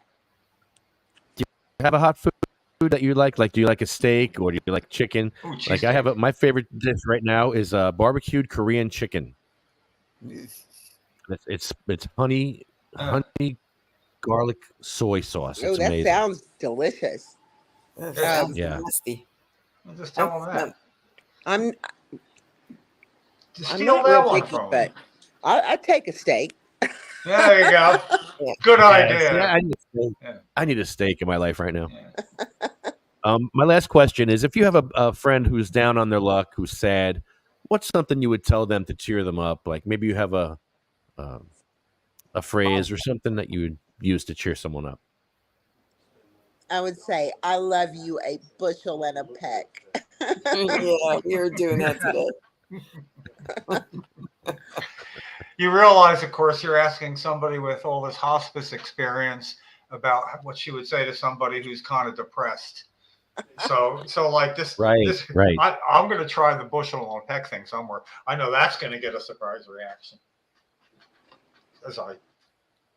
Yeah, you have some go-tos. I know you have to have some go-tos there. So yeah, that's a good one. Yeah. I had one lady. I mean, it just depends on the person. I can tell you a really funny story though. When it comes to the right to die, we didn't have that when I first moved here. And I would have a lot of people, and we'd do the best we can to get that suffering under control. But sometimes it wasn't always possible every second. We would have people that we just needed to do more for. But I remember walking into this man's apartment one night, or his house. I just remember walking in, his son standing there, him looking at me, and he said, they shoot horses. And I thought he was just kind of a little delusional or just hallucinating, or I didn't know what he was talking about. It went right over my head. And I was just like, that is so sad. Why would they do such a thing? And the son just looked at me like, you idiot. And so sometimes I'm just like, to be my normal self, and I'm a little airheaded, and people just laugh at me, and I'm fine with that. If that makes them happier, if they want to laugh at me, I'm okay with that. So did Heather ever tell you the story about that person that sent me a text that we no longer are in contact with, and told me that let me word this because we're live right now, right? That she changed her name to Victor. So I called Heather and I said, guess what? And she mentioned, and really the end of the story with that makes it even funnier was that she was telling me that she was being a victorious person, not that she turned into Victor. Because I was like, oh my God.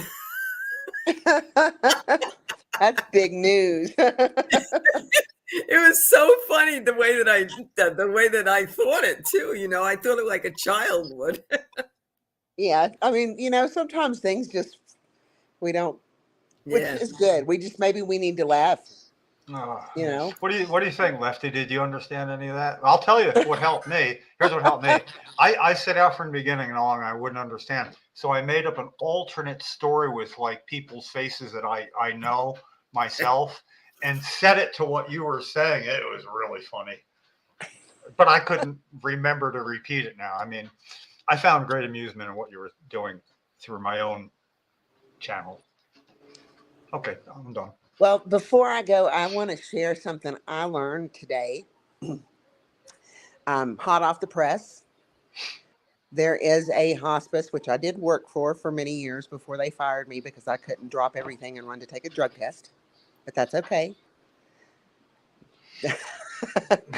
I did learn that hospice agency is now made policies and regulations to allow ketamine journeying in their inpatient unit, which is not like we'll use ketamine in hospice for pain in smaller doses, but the larger doses that people are using for the Right. different reasons that have a psychedelic type experience. Yeah, those larger journeying doses, they are going to be doing this at this hospice. And they're going to speak about it at the next conference, the hospice conference Wow. next month here in Denver. And so I ran into this person today and he was telling me about it. And he said he really wasn't wanting to talk about it at the conference because he thought everybody knows about ketamine and end of life, using it as a way to help relieve all of those anxieties about, just to help people deal with where they're at. But then he was talked into doing this and talking to all these other hospices. And I looked at him and I'm like, yeah, everybody doesn't know about this. And especially all these southern states like, Tennessee and other ones around there that no, nobody is doing this. They are not passing laws to decriminalize psilocybin. They are not even close. They're not even close. So I think it's a really good thing because just the experience, if a few people who are at end of life are using ketamine and whether or not you approve of that use as a psychedelic substance, it works and it works for some people and it does definitely produce an experience. But I just think why should that not be an option? There's no reason in an end of life situation for anybody to make that decision except the person whose end of life it is and the person helping them at that time. That is, it's none of their damn business. Yeah, Whatever. I mean, it's not. And as I was talking about people, dying from end-stage liver disease, if they want to drink on their deathbed and that's what they're dying from, that's their right to, and smoke a cigarette or whatever it is. That's, that is every individual. That's their right. Privacy. Even Doug Stanhope made a joke about himself. Well, the short version of the meaning of his joke was, there's some drugs he won't do in case he finds out he's dying. That's when he wants something new, and oddly enough, I mean, it actually made more sense now and since then that everything should be on the table. I mean, especially the education. And if somebody thinks everybody knows that, it's like, first of all, everybody doesn't have the same knowledge. When you say, if he says everybody knows that, everybody has the same amount of knowledge, I don't believe so. Some people know a lot, some people know a little. A lot of people don't know anything. So there's no danger in a re-education that gets a lot of people in that didn't get it the first time or whatever. I still think anybody in that field would say, I've heard all I need to about that. Thank you. I can't picture it. Right. God, been doing this 20 years. I've seen it all. We don't, nothing else. We're good. We talked about that today too, didn't we, Sue? What Yeah, do we we did. know? What we know. Sometimes we Oh, just know that we don't know. No, we don't know. listen, Patients at a Time conference in 2006 or 7. I was in a seminar in California by Maverick Surfing. Anyway, and the first thing was somebody exactly what you know, what you think you know, what you don't, and wow, it was an eye opener. I mean, because it was the first thing I was hearing, and it was a pot conference, Patient at a Time, pot, and it made sense to me, made total sense to me, and ever since then, I approach everything knowing I don't know everything about what I'm about to do. I mean, I never do. And I just wish I could phrase it better. There was a key couple of words, I need almost like a card where I could pull it out of my wallet and then just get it right, because it was so perfect. And there's this one, there's this the approach. one slogan or thing that I recalled. I go down by the Hackensack River to where the homeless people are, and sometimes we have to sit outside and talk, because everybody has some kind of issue, whether it be drugs, alcohol, or just being homeless, because that's considered a crime too. Everybody wants to talk at once, and everybody wants to be heard, and that's understandable because we all do that, especially from Jersey. And Jim's the best at it. He's king. However, so what I stopped him and I said, "Can you listen to learn and learn to listen?" And everybody got quiet. That's good. Yeah, I know. I don't know where I pulled it out from, but it was somewhere in that. Maybe it's your own.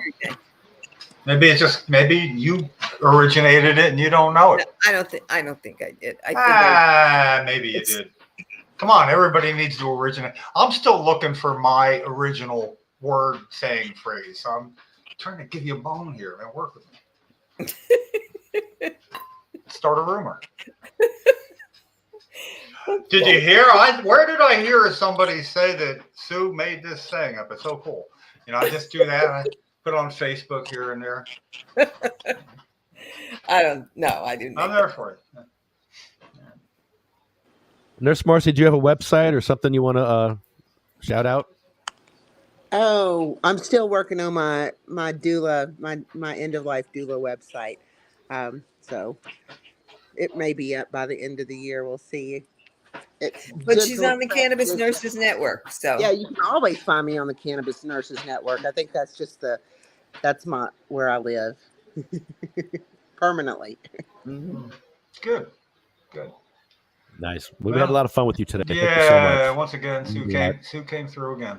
This is. Thank you, great. Sue. Thank you, Nurse Marcie. Thank you, Jim. Thanks, everybody. Thanks, Bear. Thank you, Lefty. Bear, thank you for having me. You guys are awesome. Keep up the good work. Right at you. Thanks, Morse. All right. Talk soon. Yeah, we're good. That was nice. Bear's just chilling out. He's probably smoking. No. I like his little face symbol over there. I love that. I love the heart with the pretty. I like color. it. Yeah. I think I want to steal that. Oh, where'd you get that? Well, I just saw it pulsated. That means no or yes. It's rainbow hearts. I mean, rainbow weed in a heart. Oh. It was beating. Good. For a minute. Here, let me. Yeah, I know. When you. Yeah, look at that. That's nice. I like it a lot. It's really pretty. Yeah, it is. Huh. Very creative, wherever you are. All right, I'm out of here. All right. Talk to you later. Bye. Bye. It's so great being here, Marcie. Thanks. Okay. All right. And we'll see y'all. Why is it at the end I look around like I don't know how to turn this off? Okay, I can shut it up. I can do, I don't seem to be able to find shit. Oh, I know why. Right here. Must have got stoned. Well, I want to thank CMNJ.org. I want to thank Cannabis, UFCW, JacksonStorms.com, Smoking Monkey, Arlo Glass, OprahMachine.com, Mad Hatter Dispensary, where we're at right now. Yeah, get him a key. Mad Hatter Dispensary. Get Lefty a Shout out key. to Mad Hatter Dispensary. He's and got to their go out in the rain. SativaCross.org, where you can donate. Even $1 would help. Yeah. We need to pay for that rat. Got to pay for the rat and the rat battery. Mm. But that's the best investment I think Sativa Cross has ever made, because we're going to get a lot of payoff from that rat this year, I'm sure. I think so. I think so, too. Without abusing the privilege or making it mean. No, only positive. Positive messages on the rat. Here's my thoughts. I think that, okay, so you have to build a platform for the rat, right? To wheel him around? No? Right? I heard it can be done. I don't know if it can be done, but I heard it can. You'd have to also secure it. You'd have to secure it, too. So yeah, so you have to. You would have to measure fine. him, and I would imagine you could, just go to like Home Depot or someplace like that. So look, I have all the wood. It's just so big. It's very wide. It's like 5 feet wide, so it would take up the entire sidewalk. When is the debut? August 22nd. Well, the State House, but I'd like to go to South Amboy Police Station before that. Well, I'll tell you what. By the State House day, I can get some what do you call it? Some PVC conduit, like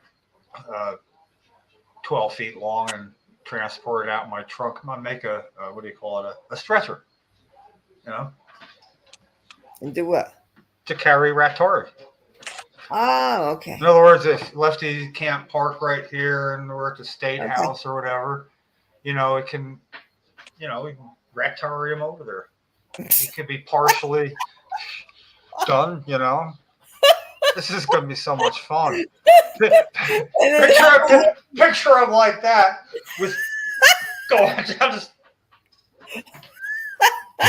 I can't. And then how do we help him up? I don't know. Pulley over the tree or something. I don't know. No, there should be perhaps a nice 4x4 piece of plywood goes along with it as a set it right on the ground thing. So he can be wherever the table is. Because you're gonna have to tie him down because yeah. Well, does he have? I haven't seen feet. Is there something that he's got feet? Could have feet. Yeah. Well, something that can be attached, like not bungees that are thin and pushed down too much. But yeah, geez, with a section of cardboard over his feet, so it's not like carrying something in your hand that's not spread out. Won't cut into it. He's got feet. Yeah, you need like lots more pictures. Like different angles, And you got to measure him too, right? So he's about 5 feet wide.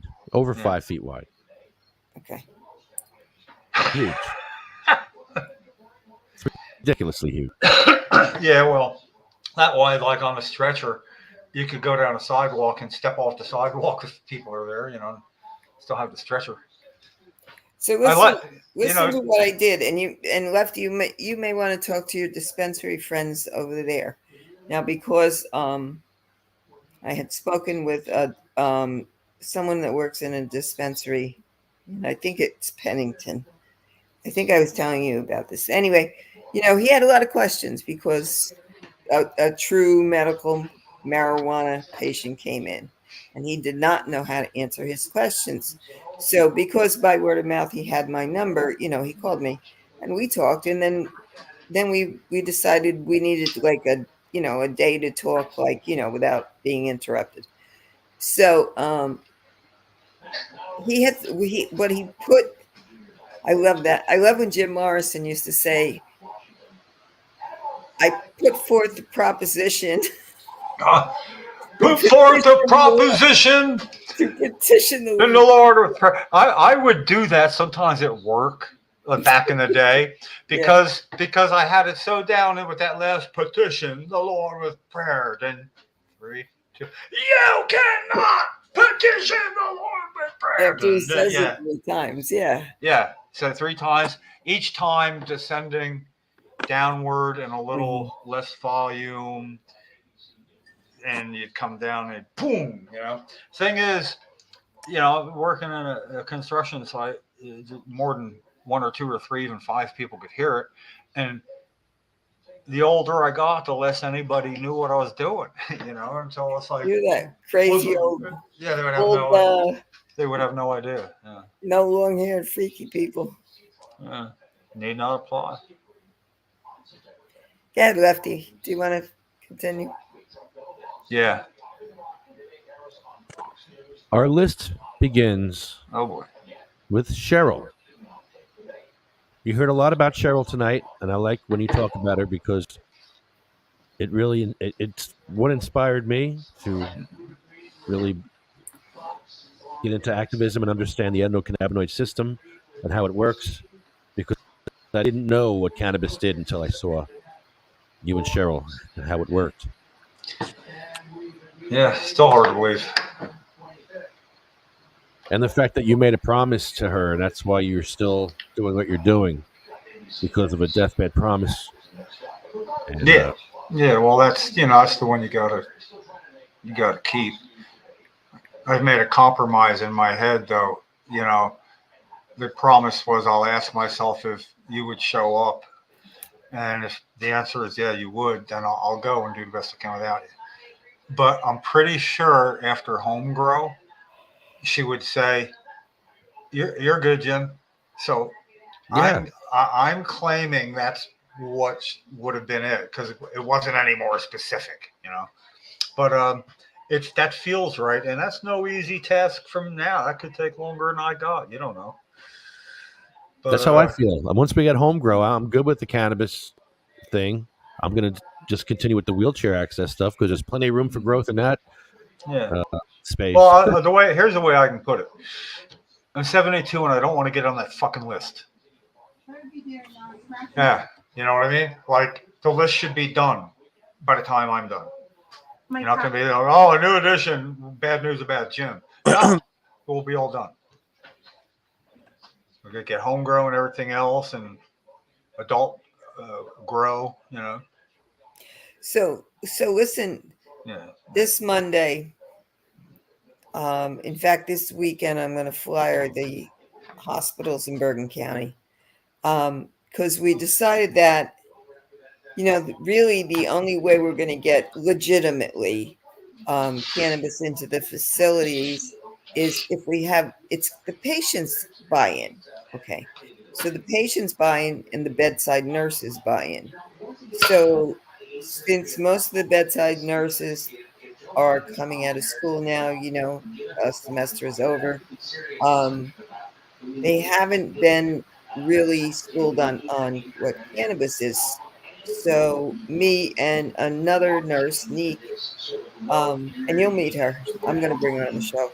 We're going to go sit in the Riverside Square Mall after I flyer the whole community and set up like a lunch and learn, because that it's nursey rules, So a lunch and learn about how to be confident as a cannabis nurse, because the cannabis nurse has been recognized as a specialty by the ANA.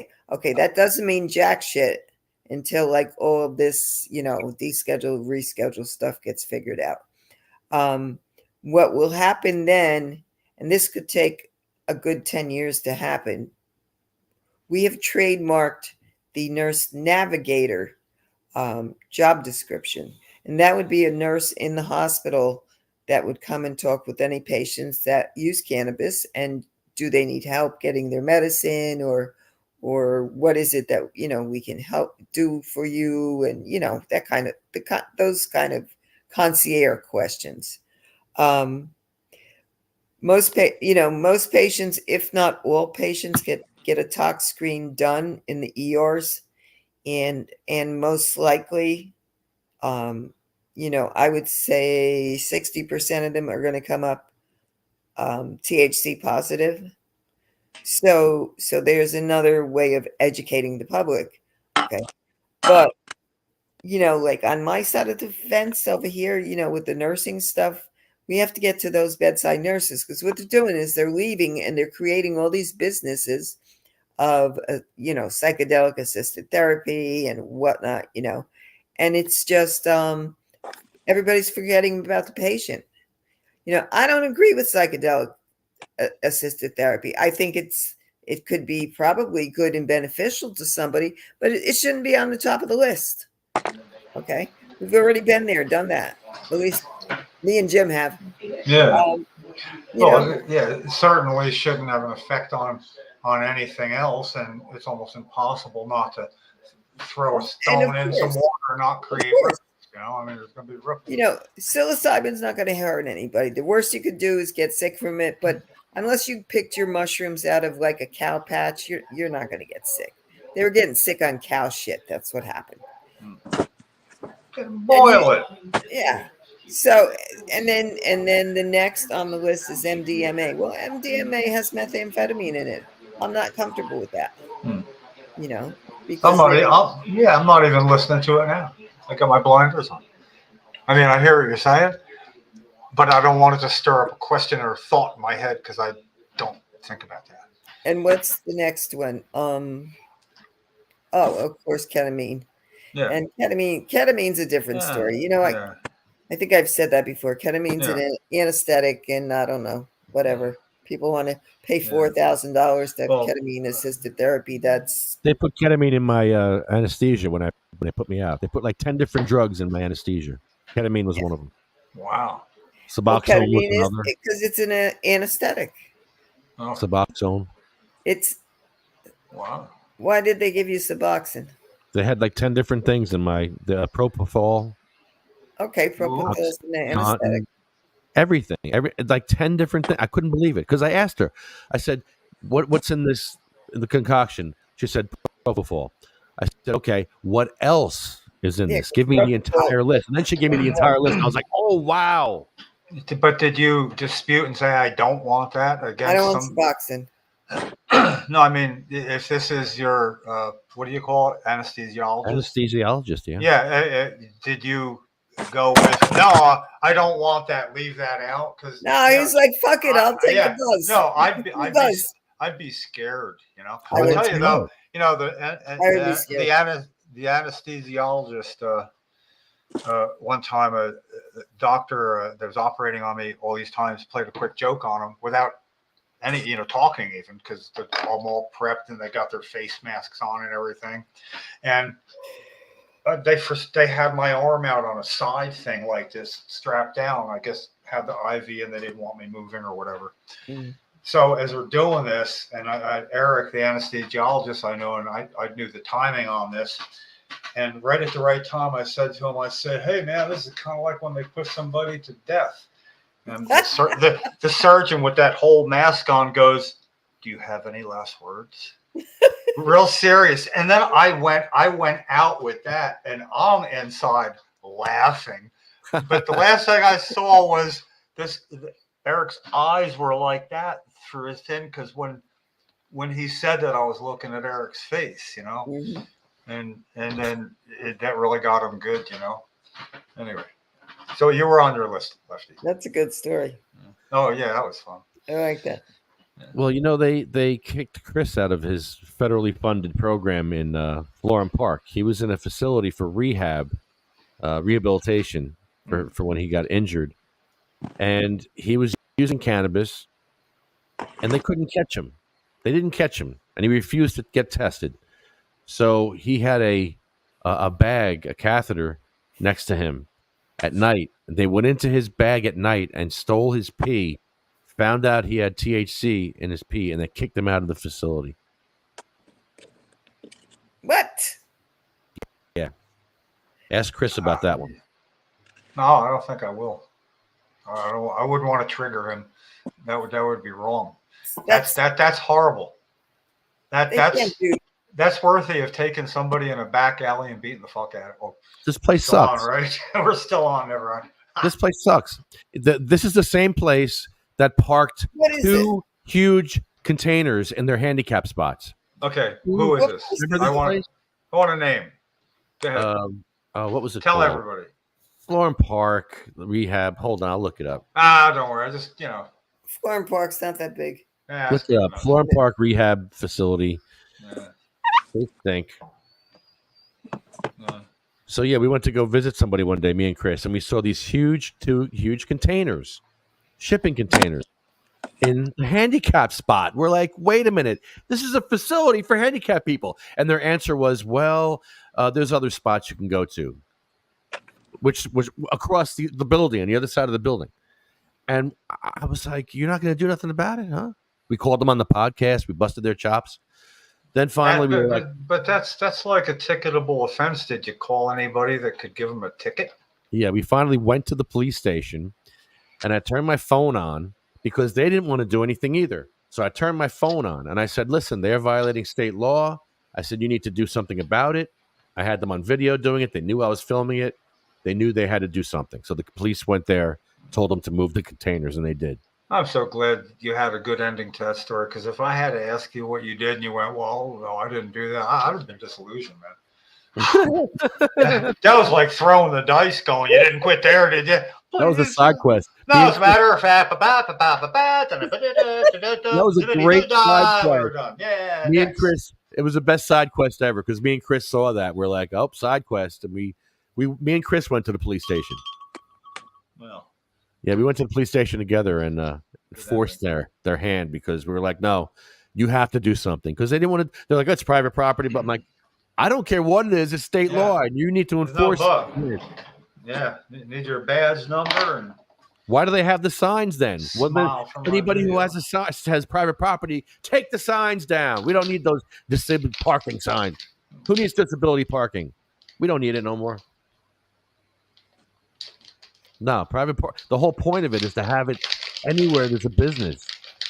You need to have Lefty, in a building like I live in, there are 374 units, and I think they only have, let's see, I think they have 5 on the level. On level 1, they have handicap parking, I think, and it could be less than 5.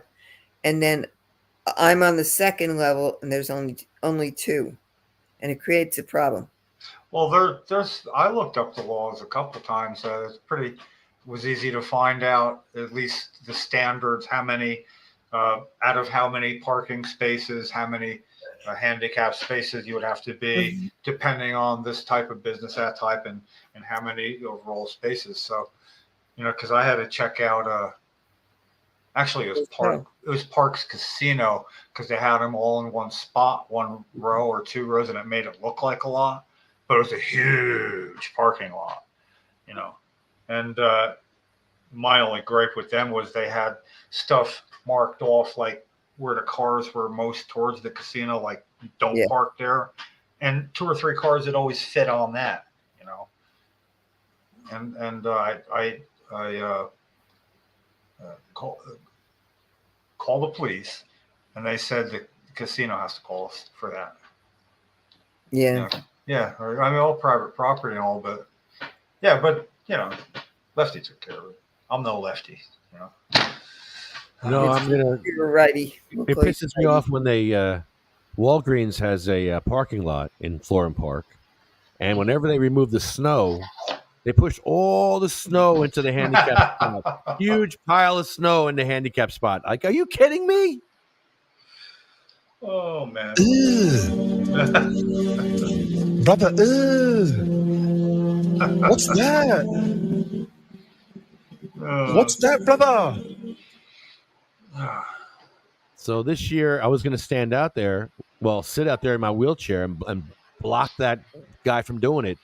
But we didn't get any snow this year. We got no snow. Global warming. Okay. That took care of the problem for you. I was going to catch him this year. I'm going to catch him this year. You watch. Next case, yeah. That's crap. That is crap. I don't get it. Why would you pick the handicap spot to dump all the snow? Well, you know what? When you see the snow coming, get in touch with them first and get in touch with the press and say, you want a really good story? Get some film of them while they're plowing this into the handicap spots. So if I get some film, would you put it, let them know you're coming. Check it out. Yeah, I'm gonna. It's like Maybe 3 in the y'all, morning. yeah, well, you'll have a warning time. I got nothing better to do at 3 in the morning than go out there with my camera. Well, 3 in the morning is a very good time to be doing stuff because that's like that in between time, actually a little later when half people are going to sleep and half the median time where instead of the same number of people going to sleep or waking up or whatever, roughly. Yeah, your brain has very little electrical brain interference from all the other morons that, it's a very good time to send healing thoughts. Really. I kid you not. I helped heal my brother's broken wrist from Oklahoma like 40 years ago. I just want to get my munchie food. Oh. Yeah. Listen, I'm done. So Yep. you want to do a list real quick? Sabina Rose. Sabina Rose was a 15-month-old baby who died from a 25-hour seizure, waiting for her medical cannabis card in the mail.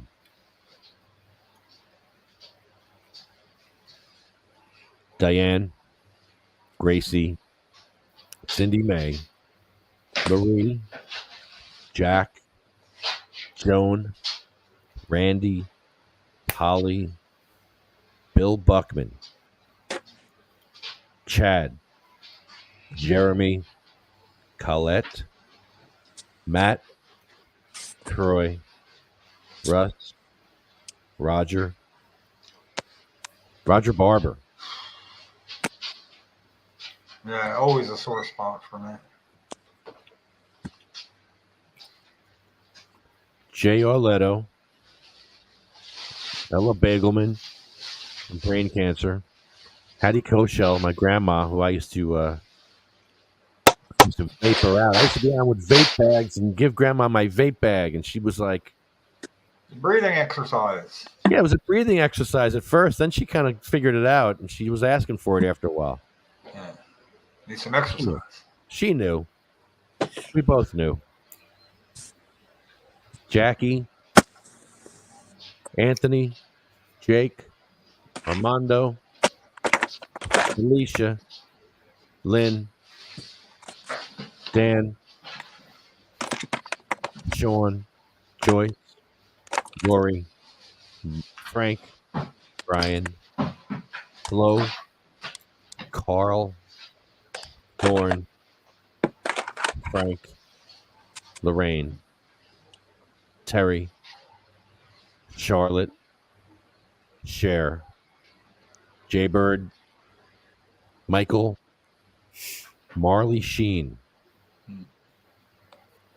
Colette, Carol, Brendan, Red, Rico, Lulu, Becky, Lawanda, Chip, Paul, Lisa, Marcus, Gary, and Jeff. Yeah, on top of that, I don't know if you ever met Burton Aldrich. He was pretty much all Rob's festivals. Kind of looked like Jesus in a headband with a wheelchair. He had good upper body strength and legs didn't work. He passed away about 3 days ago. My friend Osh that I knew from festival, and he was at all the things I was at in Wisconsin. And those are like the last two people in wheelchairs that I had close association with for years. Got more healthy friends remaining than that, I guess. I don't know. So, yeah. I mean, they're, not like they need to be on a list or anything, but yeah, Rob and Bert were real close.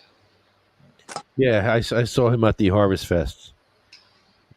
What did Burton have? What was his? Oh, it has something to do with a back lower back thing or something. I don't know. It could have been resulting from an accident or something, but Yeah, yeah, it wasn't being born like that. You know, yeah. this is and I one time I got to speak at Rob's festival. I mentioned to people that there are people here, I would say, that are obviously uh, able to use marijuana for medicine, and I singled out Bert, and then others, and you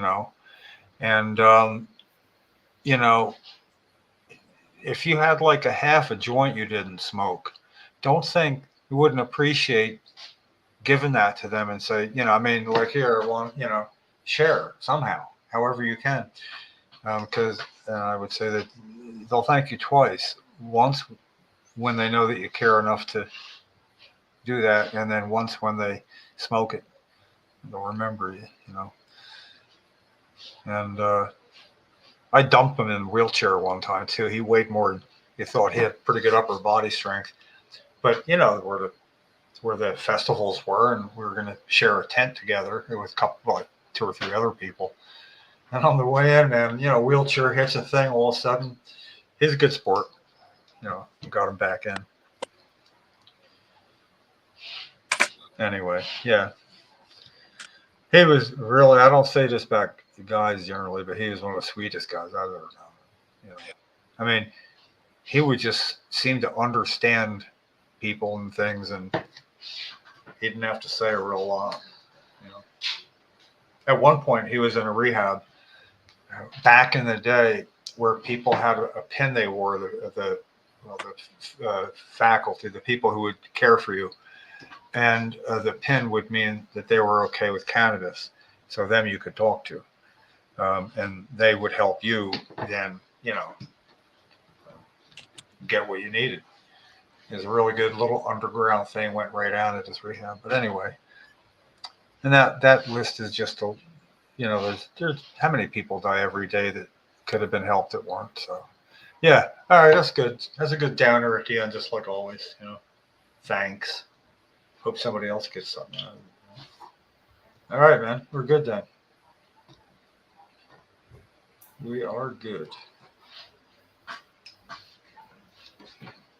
So Well, I'm gonna sign Brielle is myself Monday. out. Yeah. Brielle is Monday, and Oh. the image of Brian and Jeff walking up those stairs is burned into my brain, and I'm going to tell the council that. That's why I'm here, and I'm going to be positive about it, since they have a porta john. But I am going to tell them that they need to make some changes, and that it hurts my heart to have that memory. I have a core memory now of Yeah. Jeff and Brian What suffering, time? Yeah. and that's just me. Imagine how Jeff and Brian felt. Yeah. Well, So good. You'd make them feel bad. they should feel bad. They should feel as bad as I feel. But since they got that porta john, it's really Oh. it's a measure of good faith, and it's disarming. Now, however, listen to this real quick. I'm bringing the rat because if there's no porta john there, if they lied to me and there's no porta john there, that rat Oh. is going up. So Oh. I'm telling you that right now. Now, isn't that nice that you got an instant response possibility where it would be absolutely, you know what? If I may offer a word of advice, Yeah. type up some version of what you just said, like a mini manifesto of a paragraph, and have at least some copies. Because if you're doing that, you don't want to miss any of the bases. Why? You need a short version of what you just said, ready. And if here, read it yourself, or I can read it to you, because some of it's going to get lost in what you just said. And if you put it in a really good short order, you're going to be glad if that happens, that you can whip that out there you go. Start pumping that bitch up, Yeah, because it wouldn't be the first time a council lied to me. So, Yeah. Yeah. and maybe it'll fall through. Maybe somebody dropped the ball and it falls through and it doesn't get delivered on Monday. Well, that's a problem. I'm sorry, that's a problem. And the rat's coming out. Oh, the rat's yeah, coming yeah. out. Yeah, I don't care. What time's the meeting? 7:00. Uh, I'm spending the day on the shore. I'm going to have crab cake somewhere and have a nice day of it. So, well, the thing is, you'll know before 7:00 if there is or isn't a porta-john out there. Yeah. So I'm going to sleep. Good night. All right. Check your mail. Love you. Okay. Yeah, check your email. Okay. Okay. All right. Good night, everybody. I guess we're out of here too. Hi, Jim. Yeah, man, I'm good. All right. This is another good one, man. You really have developed a series of at least 5 or 6 really good guests on the show. Everything went right again. What I like is the guests come on your show. They're not real sure what to expect. Everybody else that's been on the show visibly had a great time. I mean, how could they not? Right? But that would be kind of nice to have sort of like a link to, well, here's what to expect if you're like, an upper level, respectable member of a community. You don't only have to not worry about coming on, you'll want to after seeing some of those 5 or 6. You know which ones they are. Oh, a good guess. This is, you got a good little resume. Don't let them go picking through other shit. Tell them, hey, listen, you also have podcasts that you wouldn't want to be on, but we're talking about this is the podcast you're being asked to be on. You follow me? Don't let them check you out without that. You got a lot to be proud of with these things, Sue's getting good guests. Sue gets amazing guests. I tell you, it's been ridiculously great. But that's given you your ticket to having legislators on. Why would a legislator want to go on your podcast? The guy that's been out in front of the State House for a freaking decade and has a rat now. Why would they want to come on? Well, you have 6 upper tier things that go with the resumes of the guests. You get them all in one spot where they can get to. I mean, there's no hurry for this, but you need to be able, if you do that, how easy it'll be to get somebody to take a look and know, they get the wheels to fall off purpose on some, it looks like, but look at these ones are awesome. They look like fun. Oh, they do know more than they look like. Oh, they're affable, but to the point, you're doing a good job. So, I hope it just continues. All right. I'm going to get going. Have an evening. Bear, I didn't hear much from you, but I hope you're having a great night. I am. Oh, yeah, Bear. Hello and goodbye. I don't know why I say goodbye. I say hello. I was talking before. That's why the heart was fluctuating. But yeah. Well, that's why I was making fun. I say, hey, look, it's a reaction. Yeah, it's like it's a telepathic thing. All right. Well, listen, this is really good, man. You should be proud. So I'm done. Settings, stop, cam, mute, present. Good night, everybody. Good night. There it is. Bye-bye. Take it easy. Hasta mañana.